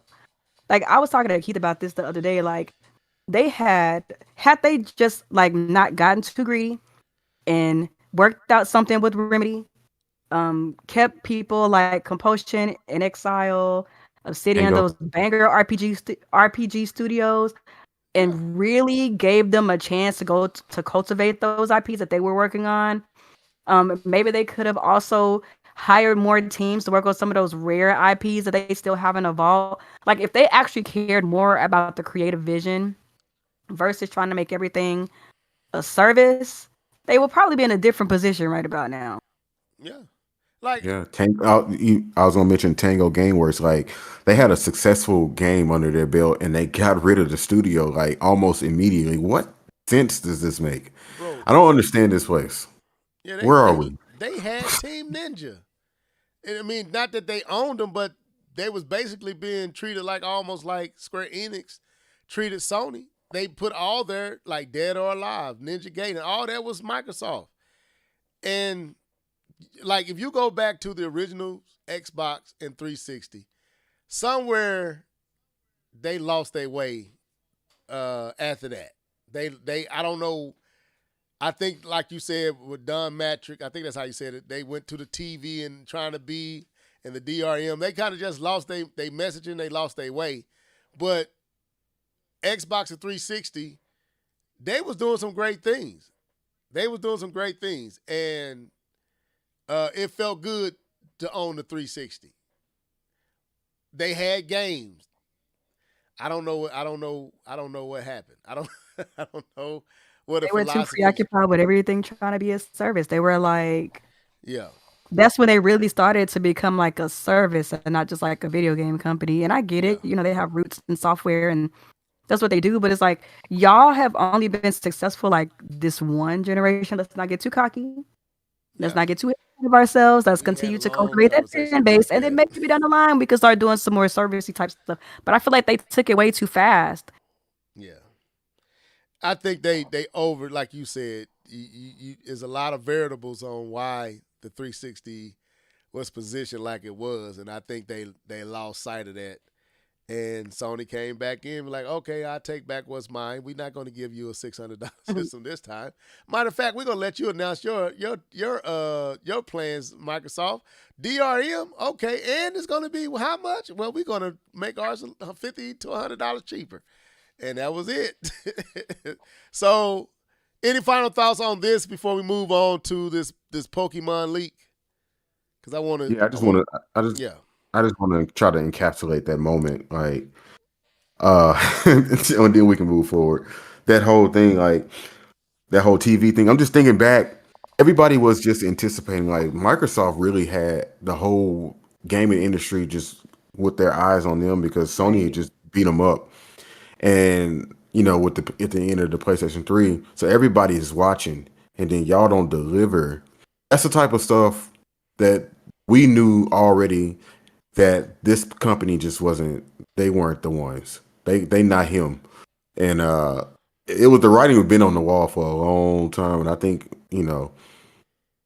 Xbox fans that I see online, they just been holding on. I mean, it's always been coming to this point. It's always been coming to this point. They just make very poor decisions. And the whole DRM thing, yeah, it was a big uproar, but that wasn't your death knell. Your death knell was the fact that you didn't bring any games to come with it. DRM with this game, it is what it is, bro. I got to do what I got to do to play this. Yeah. That's what people would have said. But Yeah. you allowed that to just sit there and TV to sit there and you have nothing to play. So And I feel like they get that TV idea from, because Nintendo had that whole TV thing going with the Wii U. yeah, but it wasn't a focus though. It wasn't you a know? focus. I'm just saying because at that time you had the Kinect, which was trying to address the most. I think they were trying to hit so many different things, trying to be we got everything you want here. You like the waggle, you like motion control, we got Connect. We want you connected all. I think they just, like Nia said, they got distracted and didn't really have, and really what it shows is they didn't really have an identity. And Yep. one thing Nintendo had and Sony had, they do got an identity. Even when they try, goofy things, they still got an identity. Okay, let's move on from that. We've given that a good hour. So let's go to this situation with this big major leak with Pokemon. So it says, and this is Kotaku, it says another massive Pokemon leak has revealed the next 5 years of games. Pokemon Legends ZA is a few days away, but now fans have an idea of what to expect in the coming years. Pokemon Legends ZA, okay, but that's not the only leak coming out of Game Freak right now. It's been a full year since the massive Terra leak revealed more information about upcoming Pokemon games and anime. And now the same leaker is releasing some new alleged details on even more future projects. This includes information about the 10th generation games for the Switch 2. So, dang, I did read some of this, but I forget it. Okay. But also the next Legends game and now MMO that might give some fans something they've been asking for years. The leak has been circulating through Pokemon leak accounts and includes details and concepts for 5 upcoming games and a loose timeline for the next 5 to 6 years of Pokemon development.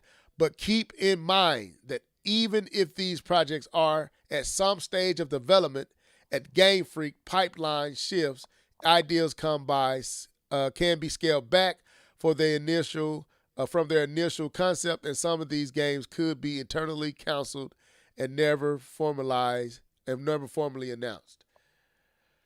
Do y'all want me to keep reading, or is that enough to give y'all thoughts? I don't really know much about everything because I'm not like a really big Pokemon head. Okay, well let me read this. Let me read this, and then it gets more detail. It says the biggest information dumped is for what appears to be the Generation X games, Pokemon Win and Pokemon Wave. Game Freak is apparently targeting a 2026 launch for these games, and they will be Switch 2 exclusive. The game will be set in a region inspired by Southeast Asia, which contradicts original reports that Gen X would be based in Greece-like regions. Win and Wave will lean hard into open world exploration of recent games like Scarlet and Violet, which how you say that? Procedurally generated islands for the player to traverse. There will also be underwater areas that you can dive into and explore farther. Game Freak also appears to have DLC in the works that will launch in 2027. All right, Nia, you got it. Well, I was gonna say the only thing that I really kind of gathered from everything that was being leaked, since I'm not like really big into Pokemon, just kind of based on what people were talking about, was that the next Pokemon Gen 10, which is supposed to be coming out next year, like you mentioned, for Switch 2, is gonna basically have a new engine. So they're gonna finally get away from that 3DS engine, hopefully. Mm-hmm. And based on some things that they were kind of showing, like the pre alpha stuff, it just kind of basically looked like they were trying to move away from Pokemon looking more like the anime and making it look more aligned with what you would expect from open world games of the modern era. So if that's true, I think that's a good thing, and I'll stop talking about Game Freak if they do that.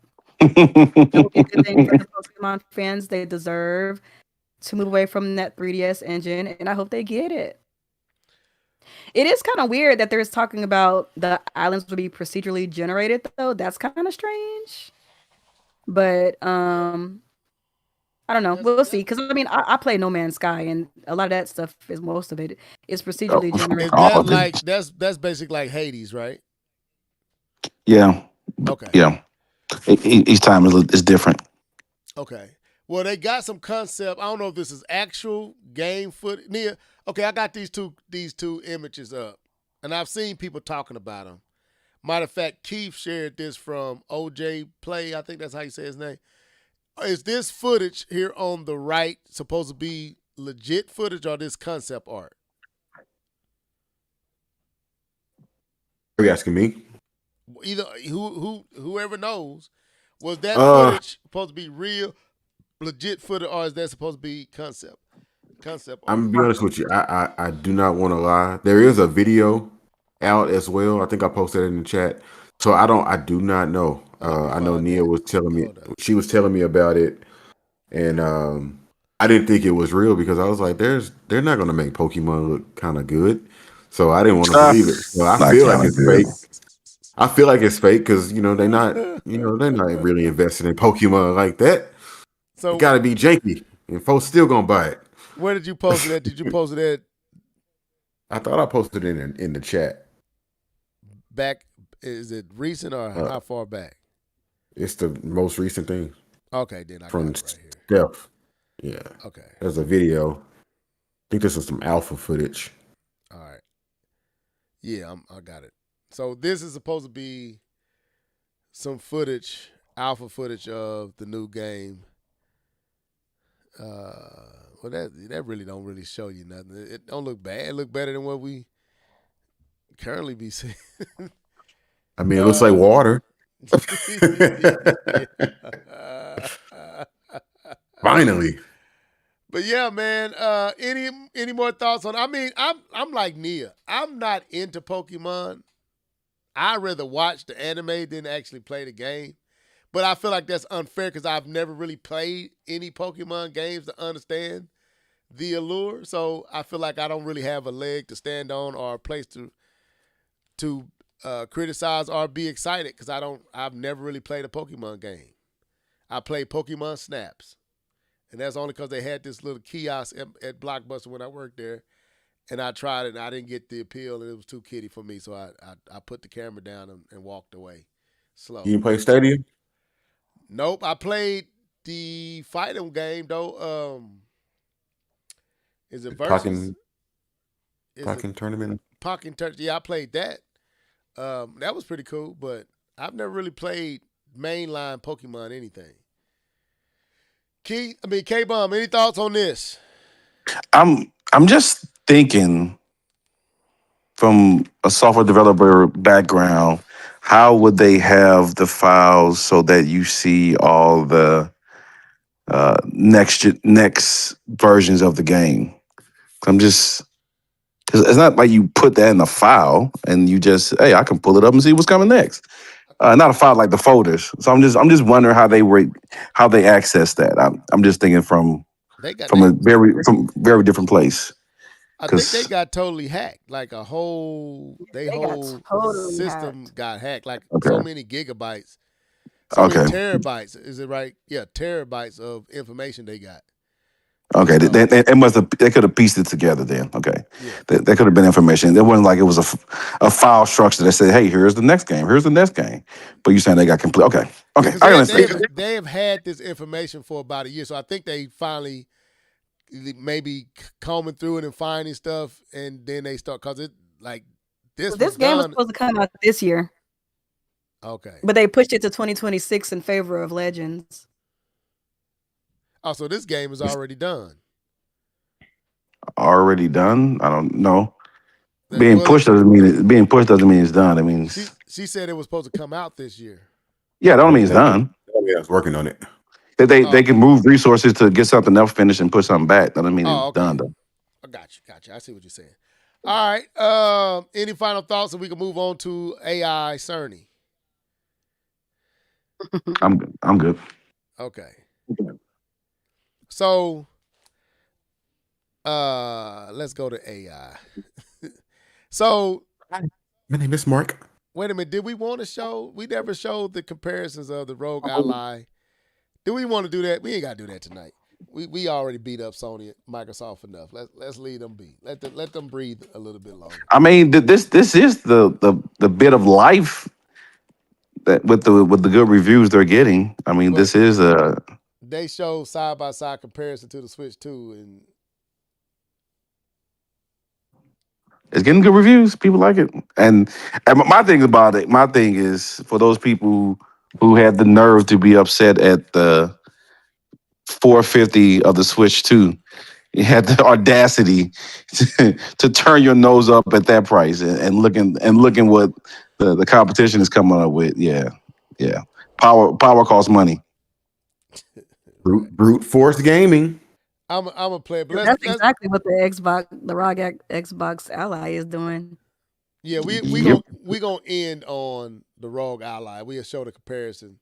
But I want to hit on this because I want to give K-Bum the opportunity and everybody here get Sony some spin since they did come out to talk. So Mark Cerny and some guy from AMD. I feel bad that I only know Mark Cerny. This brother, The CEO. Yeah, I don't know who that guy is. I guess he's not as popular as old dude from. No, it's a woman Nvidia. CEO. Actually. Not bad. But man, don't Mark look? I'm telling you, he look like they just updated him, and he look like he just been updated. He definitely looked like he could have been in Detroit Become Human for sure. Yeah, freshly, he just been freshly rebooted up. He's smiling. They got it all coded in. But anyway, let's listen to this, and then it's only 8 minutes, and then do we want to listen to all of this? No. Do we want to listen to this? No. Okay, well, go ahead, K-Bum. What's your thoughts on this new, what they say, they ran some, what is that? What they call that? When you Maybe let it play with just like on mute in the background while K-Bomb talks about it so we could at least kind of get a gist of it because I don't know anything about this. Okay. I'll play My something. good friend, Yeah, play Mark something. Cerny. Put it on double time or Mark, something. thank you so much for coming out to Austin. My pleasure. I've asked Mark to join me to pop open the box and give you a peek at some of the gaming breakthroughs we've been working on together behind the scenes. Yes, we've been busy, that's for sure. So today it seemed like it might be fun to share a bit about the brand new technologies being developed, starting with our collaboration under Project Amethyst to create the machine learning technologies of the future. As every gamer knows, it takes a complex set of system expertise to get your setup and games to deliver the highest possible experience. As we progress together, the future brings us to real-time physics, cinematic Are we supposed to be lighting, hearing it? efficient Can asset y'all hear it? streaming, I got and it. No, keeping everything in I think sync she was across saying the just playing in the CPU. background, but let Yeah, K-Bum. while K-Bomb talks about it. All right, well, go ahead, K-Bum. But well, hold up. I want y'all to hear this. That with robot raw talk for a power second. alone Hold just doesn't scale. That's why we're combining traditional Just listen to how rasterization. he talk, man.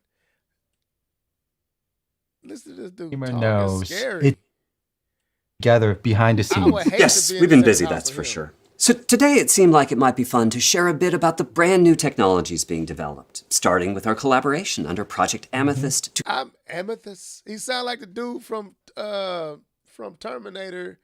At the end, the android. He sound like The a liquid dude, the dude who turns into like liquid metal. No, not in Terminator. In Aliens, one of the remember the synthetic man that what's her name? Sigourney Weaver's character had to deal with at the end, and he was a robot. He wasn't real. Oh, okay, yeah. I'll tell you something. That's what he sound like. Amethyst. Like he perfect. His words are perfect. Like even the pitch. Like man, you sound like computer generated. But go ahead, K-Bone, you got the floor. That's enough. I'm already creeped out. Go ahead. I thought it was interesting. I actually liked the little tidbit that they talked. I thought they did good enough job for an 8-minute conversation to kind of get in there and kind of tell you what they've been working on. Because we know that Project Amethyst is something that they've been working on for a long time now. The PSSR that the PlayStation Pro uses was a product of this Project Amethyst. That machine learning software that they developed came out of this work with them and AMD. So it's interesting to see what they're talking about for the future. for the future of the PS6. So I thought this little segment that they did was pretty cool. Some of the tech talk that they kind of, I guess the what word I'm looking for, the little marketing words that they put out there as far as like neural Buzzwords. arrays and radiance cores and universal compression, a very Neural acceleration. easier to digest words. Say what level? Neural acceleration. Yes, very easy to digest words that people can kind of run with. But the technology behind it, of them trying to solve some problems, and that's the biggest thing. Was what I heard here is that they're trying to solve some problems. They're trying to solve some of the problems of having those AI cores and the machine learning cores work together. That was kind of the first piece that they wanted to take on. That was that neural acceleration and neural arrays, which is what we kind of need to move into to create that separation between next gen, right? And this is something that we've been kind of going back and forth. Is you start getting your less and less on your return on investment, but there are certain things that can be done to kind of move us to kind of this next generation. And I know the improvements on how the arrays are computed when it comes to ray tracing is definitely one of those pieces. He kind of explained that even when the PlayStation launched, it didn't take them too long to kind of max out the use of ray tracing. And I believe that, because we really haven't seen anything better, in my opinion, than Ratchet and Clank when it comes to the use of ray tracing in video games. I think they hit that threshold, that upper limit very quickly when it came to that, because ray tracing is very heavy. And I think me and Keith talked a little bit about this prior to that. But there's a newer technology which is that path tracing, which is being utilized in some games on the PC space, but the current PS5 is unable to use that because of the way it's set up.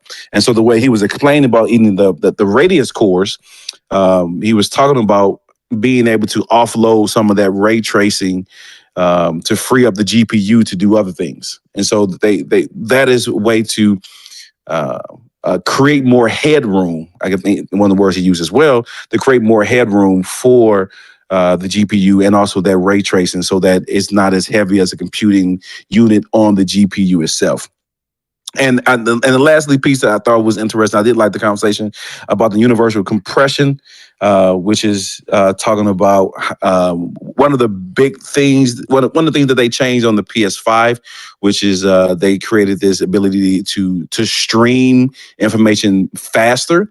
Right. And so they actually stepped away from a lot of the compression on the PS5 because they was able to stream things in a quicker manner.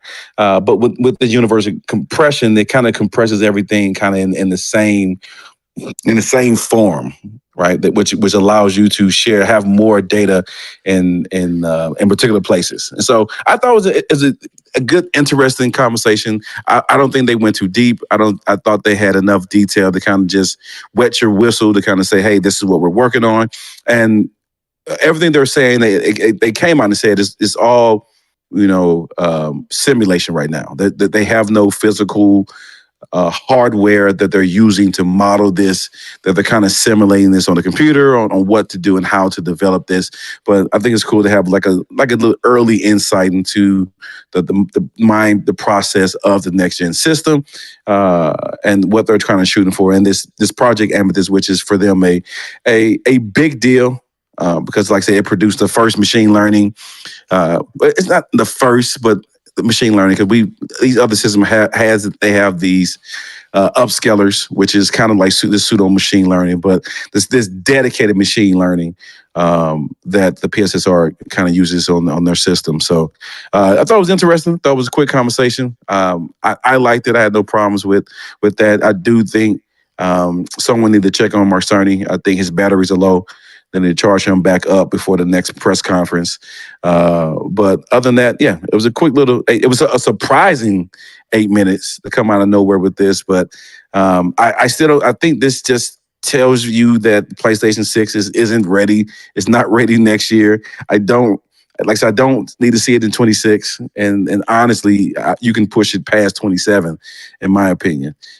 Get some of these pieces, working well, much better than what they've done with the PSSR, because I think that showed them that, hey, just because you have the technology, if it doesn't mesh well with the way that the development is working, then you can have all this nice technology and you can get zero return on investment. And even some places make it look worse. So I hope PSSR is a lesson for them. And when they actually take their time and make sure that the next iteration of this machine learning software is something that's going to be a real game changer for the majority of games, and not just kind of the handful that really took advantage of this system, that it can be a more universal change that we're seeing, like some of the NVIDIA card that we're seeing for the DLSS, that we're seeing more of a universal benefit in most games. So that's kind of my take on that. Like I said, a quick summary of what he talked about, and just kind of my thoughts on the fact that I did like it, but I don't need the PS6 this year or next year, if you ask me. All right. Nia, Keith, did y'all have anything y'all wanted to say about Mark Cerny and the guy from AMD and the what they call simulation, what's possible with the next PlayStation? I'm not smart enough to wrap my mind around what was just talked about, but I hope to see Mark Cerny in Detroit Become Human 2. That would be a bar. Say that again. Yeah. Say that again. I I only didn't hear teach you. kindergarten. I'm not that smart. You said what would be a bar? Oh, am I breaking up? No, I didn't. I didn't hear you when you said it. Oh no, I was saying that I'm not smart enough to wrap my mind around what K-Bomb just talked about, but I do look forward to seeing Mark Cerny in Detroit Become Human 2. So yeah, I'm looking That's forward funny. to that. Okay, Keith, any thoughts on this? What's your sentiments? Yeah, when you originally sent this, I didn't really give it a real spin, and honestly, I haven't really listened to it since then. I believe if you don't have anything, I know K-Bone's take is probably going to be the take. Like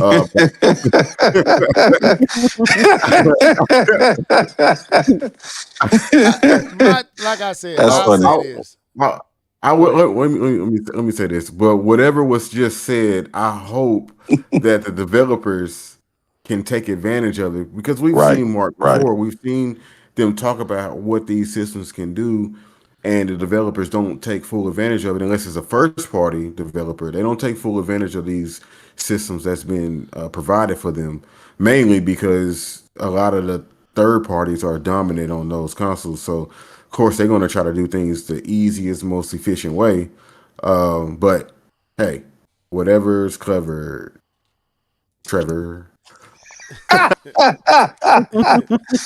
Y'all wild, boy. I would say for me, and I know what I said in the chat. I won't do that here. I just want to see you realize what you said about the current system.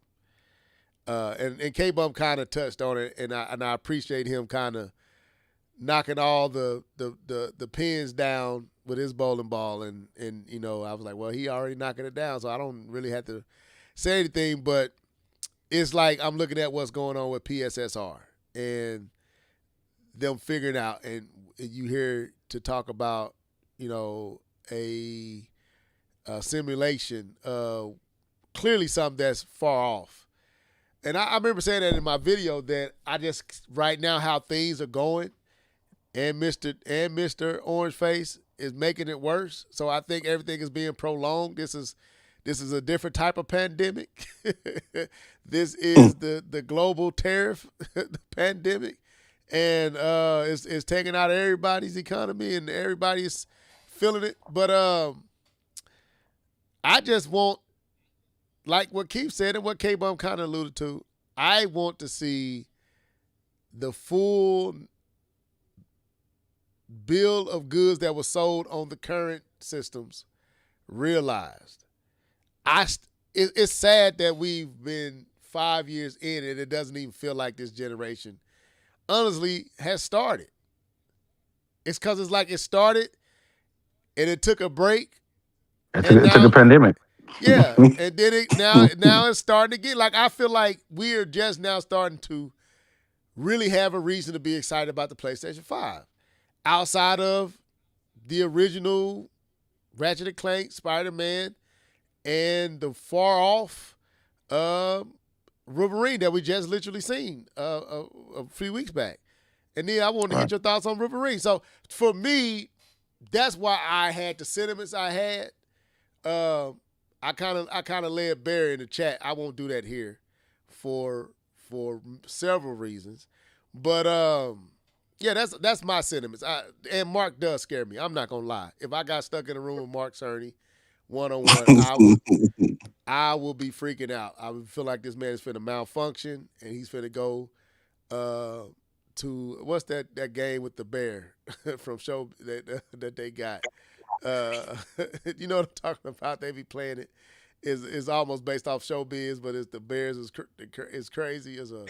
Friday Nights at Freddy. Yeah, I'd be scared he finna do some stuff like that, man, because he be talking That's crazy. like he be like his computer chip be glitching out at points. But anyway, That's funny. I ain't mad at it, K-Bum. I agree. It's nothing wrong with them talking about the future and what's coming. I just don't like.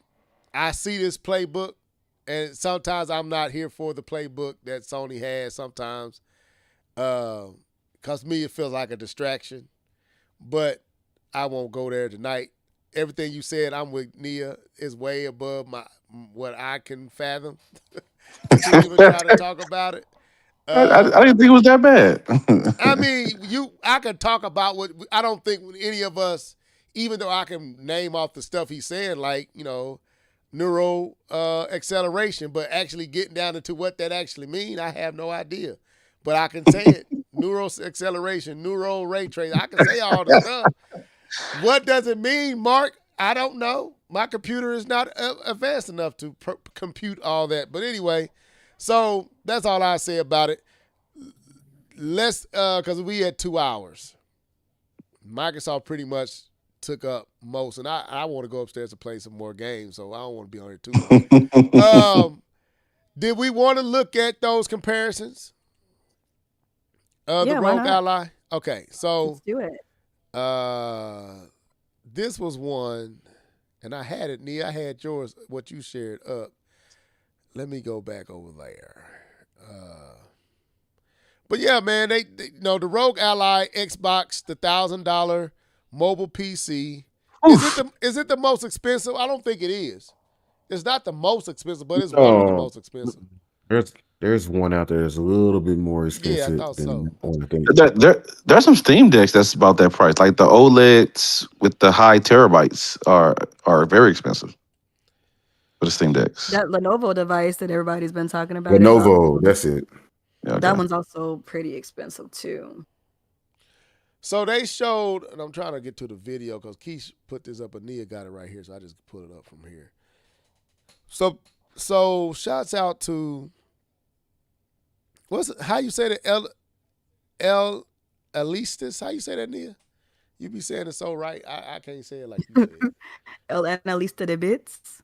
Yes, what she just said, you Yeah. guys. Or you be saying like you tap dancing on them words. Yeah, you do. Me?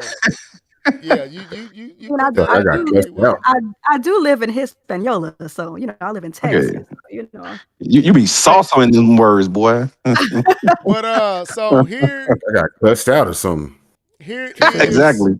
some comparisons of the Switch 2, the Steam Deck, and the ROG Xbox Ally. They kind of showing off the they showing off Cyberpunk 2077. I'm getting tired. This is Wednesday. It's not Thursday. I normally have a cushion between when I do that. I haven't had no cushion. I've been going since I got home. So I'm starting to feel it. What's y'all thoughts, man? I mean, y'all was talking about how the ROG Ally Xbox kind of just brute force its way through, and they kind of showing these comparisons. And what's y'all thoughts? Nia, you take the floor first. I actually think Keith has the best take on this. Okay, go ahead, Keith. Do? No, no. So yeah, Level, you basically just said it. That device is on paper it's very impressive. But the truth be told, it's just going to be brute forcing its way through a lot of games. When I was listening to some of the people talk about specifically Cyberpunk, between that and the Asus ROG Ally X, what I need a small Ally X. There we go. I can't be saying all that. The Switch 2 and the Ally X, they were saying that the Switch 2 still had a better image quality of the game, and that's mainly because the game is optimized for the Switch 2, and it's not gonna. It's What not word is that? optimized. What I say? Say no. Say it again. Optimized. Yes, In that is the word of the day. 2025 and beyond. Optimize your games, player. Exactly. But yeah, Switch 2 is optimized, and I don't think you're ever going to get an optimized game on the Ally X. Not because it's a PC handheld. They're really not even in the same category, to be perfectly honest with you. But they are a handheld and they are comparable. Because they're playing a lot of the same games. But yeah, that's pretty much it. When I saw the device on paper, I was very impressed. I was impressed with what was shown. But even still, it has a smaller screen than the Switch 2. I think they're both for 1080p. So yeah, and all that beefiness that you see in that's the heat, because they pretty much Big boys. it's a thick one, and they trying to make all what do you call it? One size fits all type of deal with the Ally X, because they don't know what's going to come in the future, so they got to kind of future proof it. Whereas something like Switch 2 is going to get a dedicated, optimized versions of games. So go get you a Switch 2, $549. $449. Oops, gave him $100. $449. You know what I'm saying? I'm just playing. Okay. Yeah, now I will say, and I knew this already, but the shadows, man, Switch, you can see that the actual resolution that's not being upscaled by DLSS looks terrible, but the shadows look way better on the Rogue and the Steam Deck, but everything else, the Switch 2, you can tell is optimized well. Nia, K-Bomb, any thoughts? I'll let Nia go first. Share her thoughts. Go ahead, I mean, Nia. I got brief thoughts. I don't really have a whole lot to say because I didn't really take a good look at this. But basically, from what I did see, one thing I noticed is, like you said, Level, that the image quality on the Switch 2 is better. But the ROG Ally X has newer technology, so it has like stuff like frame generation, which makes it run better, like as far as like the performance or whatever. That was pretty my biggest takeaway. It seems like what the ROG Ally X is doing is pretty much on par with what was already on the market. This has newer technology inside of it that allows it to brute force its way through certain things, and of course, having newer technology like frame generation allows it to perform better than the Steam Deck or Switch 2, which don't have those capabilities. But I think a takeaway that I also took away from this too is that it just made you realize like just how good DLSS is. Yep.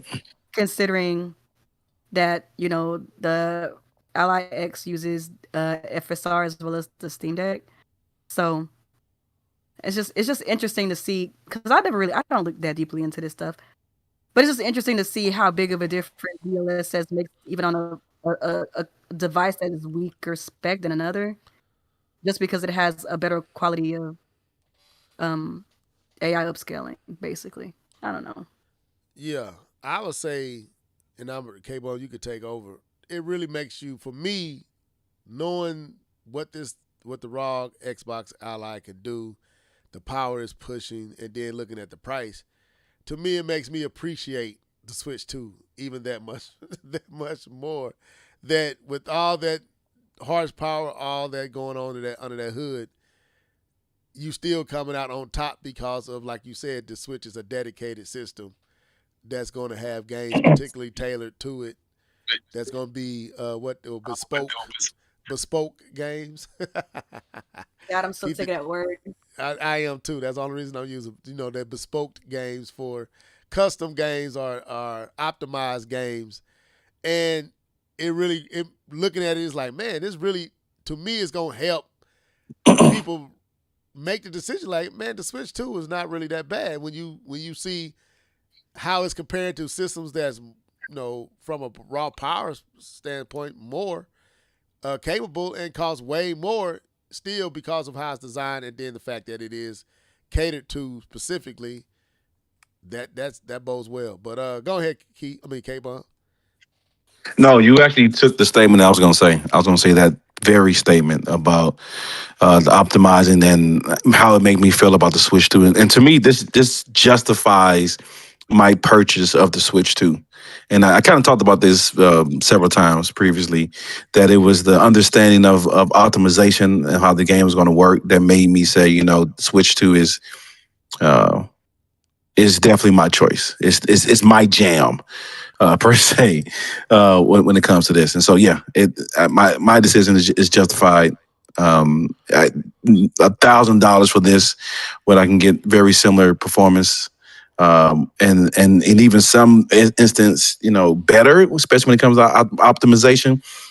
Because as we talked about, that the Switch 2 version of Cyberpunk, it's very hard to compare it to the PC because it's on its own.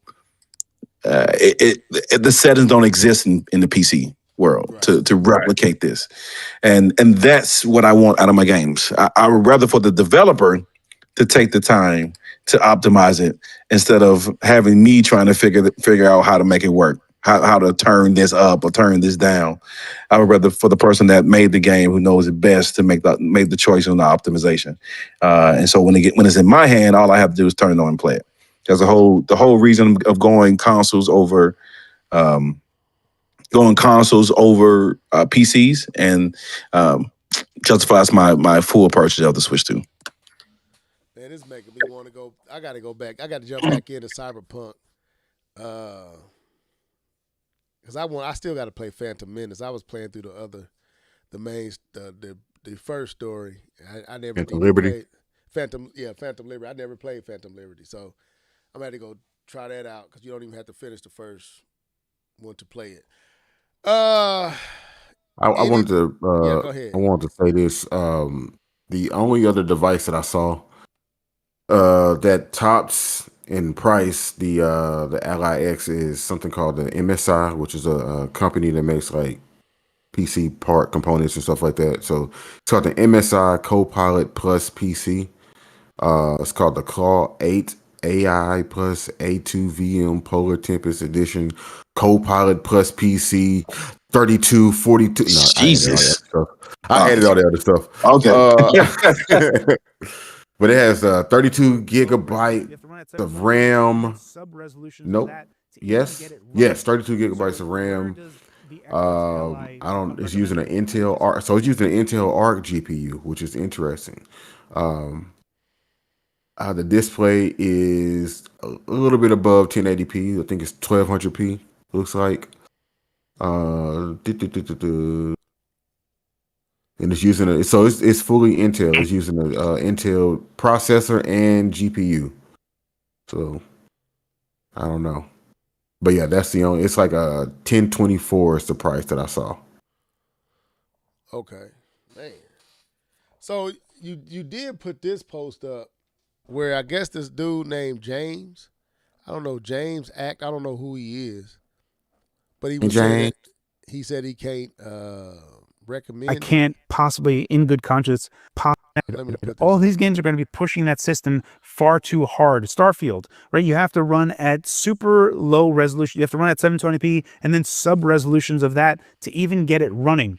So where does the Xbox Ally become recommendable? I can't possibly, in good conscience, recommend it at all. Now, if it drops in price pretty significantly, then okay, I could see that. But then you're still having a Steam Deck.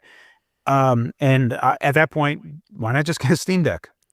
Steam Deck also, during the sales, was 20% off. So you're at a considerable price difference. So it's basically saying what K-Bum is saying. About time you get done trying to figure out the proper settings to even get it to run worth it, it's hard to recommend, especially at that price point when you still getting barely above a Steam Deck because it's basically brute forcing these games. That's interesting. I don't know. I don't know. You could just be a deck bro at the same time. There's a lot of deck bros that are trying to ward people. Yeah, I don't on know. That's why I said keep putting that up. Not saying that what he's not saying is legit, because based on that particular game analysis, it could be true. But I did notice that with the Xbox, oh Lord, I can't say the name of this thing. ROG. Xbox Ally. Just say Xbox that is Ally. a mouthful. Like I said, you do still have the benefit of having frame generation built in, and you still do get better performance. So I don't think we should be writing off the ROG Ally. Oh Jesus, ROG Xbox Ally completely, and say, Right. oh, just get a Steam Deck or just get a Switch. Because I mean, obviously, they definitely are doing things better or Right. at the same quality as the ROG Xbox Ally, but it does seem like if you are really one of those kind of people who just performance, that's probably where you should go if you got the bread, because the Steam Deck ain't really given. It's getting older now, and if people want to upgrade to something that gives better performance, I don't know. I just feel like there's a certain type of person out there who's always pushing the Steam Deck, even though the Steam Deck is kind of getting its butt kicked right now. True. By That even the is Switch absolutely too. true. So I don't know. No, I'm with you on that. I saw Keith that put it up, so I was just playing it. I But the don't best know. person to talk about this is Chariot Man Gaming in the chat. He is the PC handheld gaming guru, YouTube, all the internet. He would be the person to ask, not me. I'm just some lady. Okay. Chariot Man, if you're still there, give us an answer, sir. So I guess I think we can wrap it up on there, man. That was the special podcast. This is what I was talking about. If you haven't played Silk Song, this is what I was talking about. This is mesmerizing.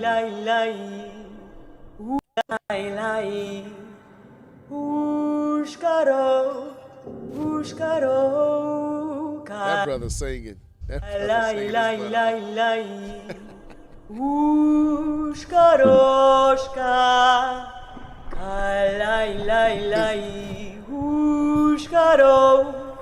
Low key, you make me want to play the game just to hear Man, that. I'm telling you, bro, that brother's singing, man. Sister, I don't know if it's boy, female, male. I'm sorry. You hear it. Keith, You hear him in the background. You like, ooh, who I'm finna fight? Oh Yeah. Lord, who I'm finna fight?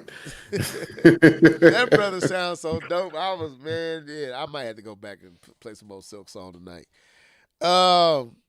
K-Bum, man, don't give up on Silk Song.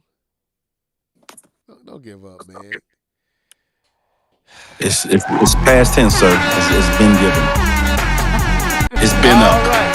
So that was the podcast for tonight. Xbox, we hope that you can correct 2 generations of just absolute failure. Look, let me say this too.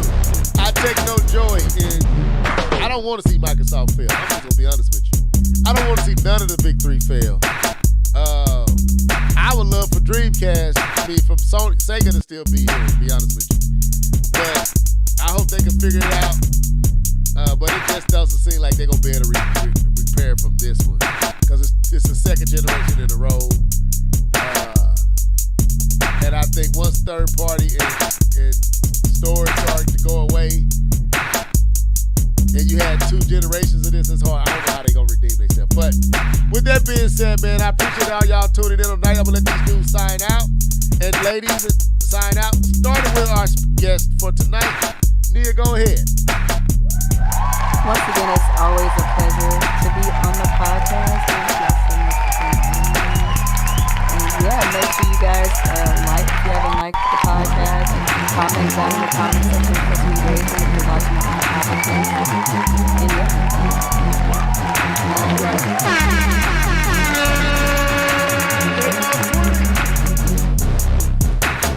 Oh man, I enjoyed myself today. Today was a fun day.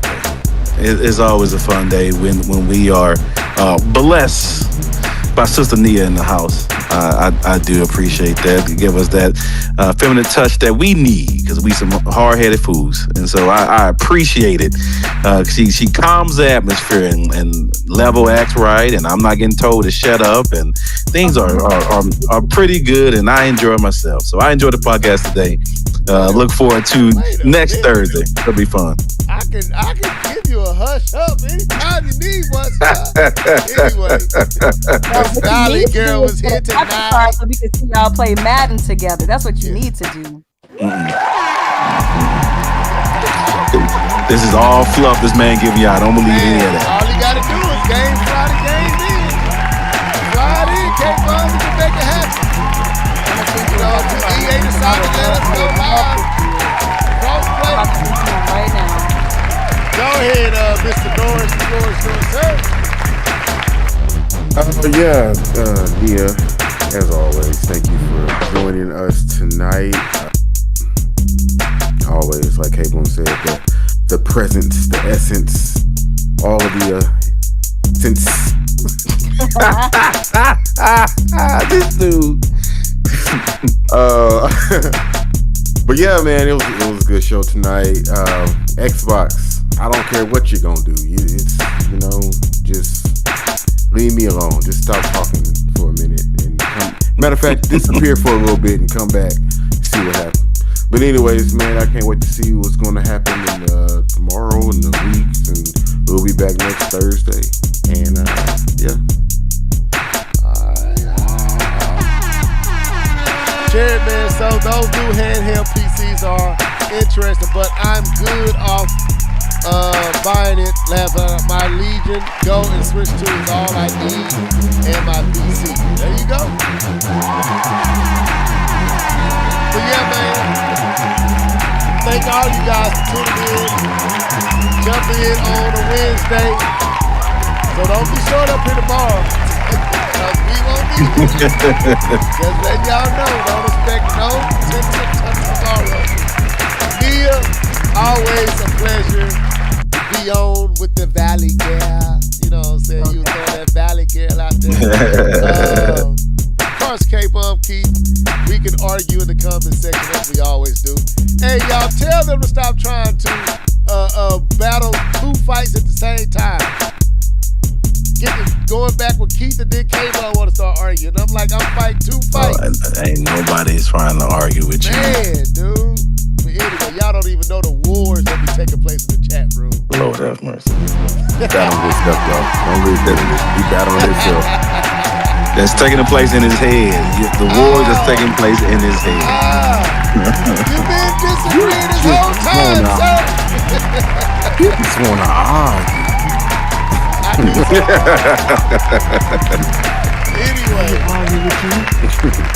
but that was the show for tonight.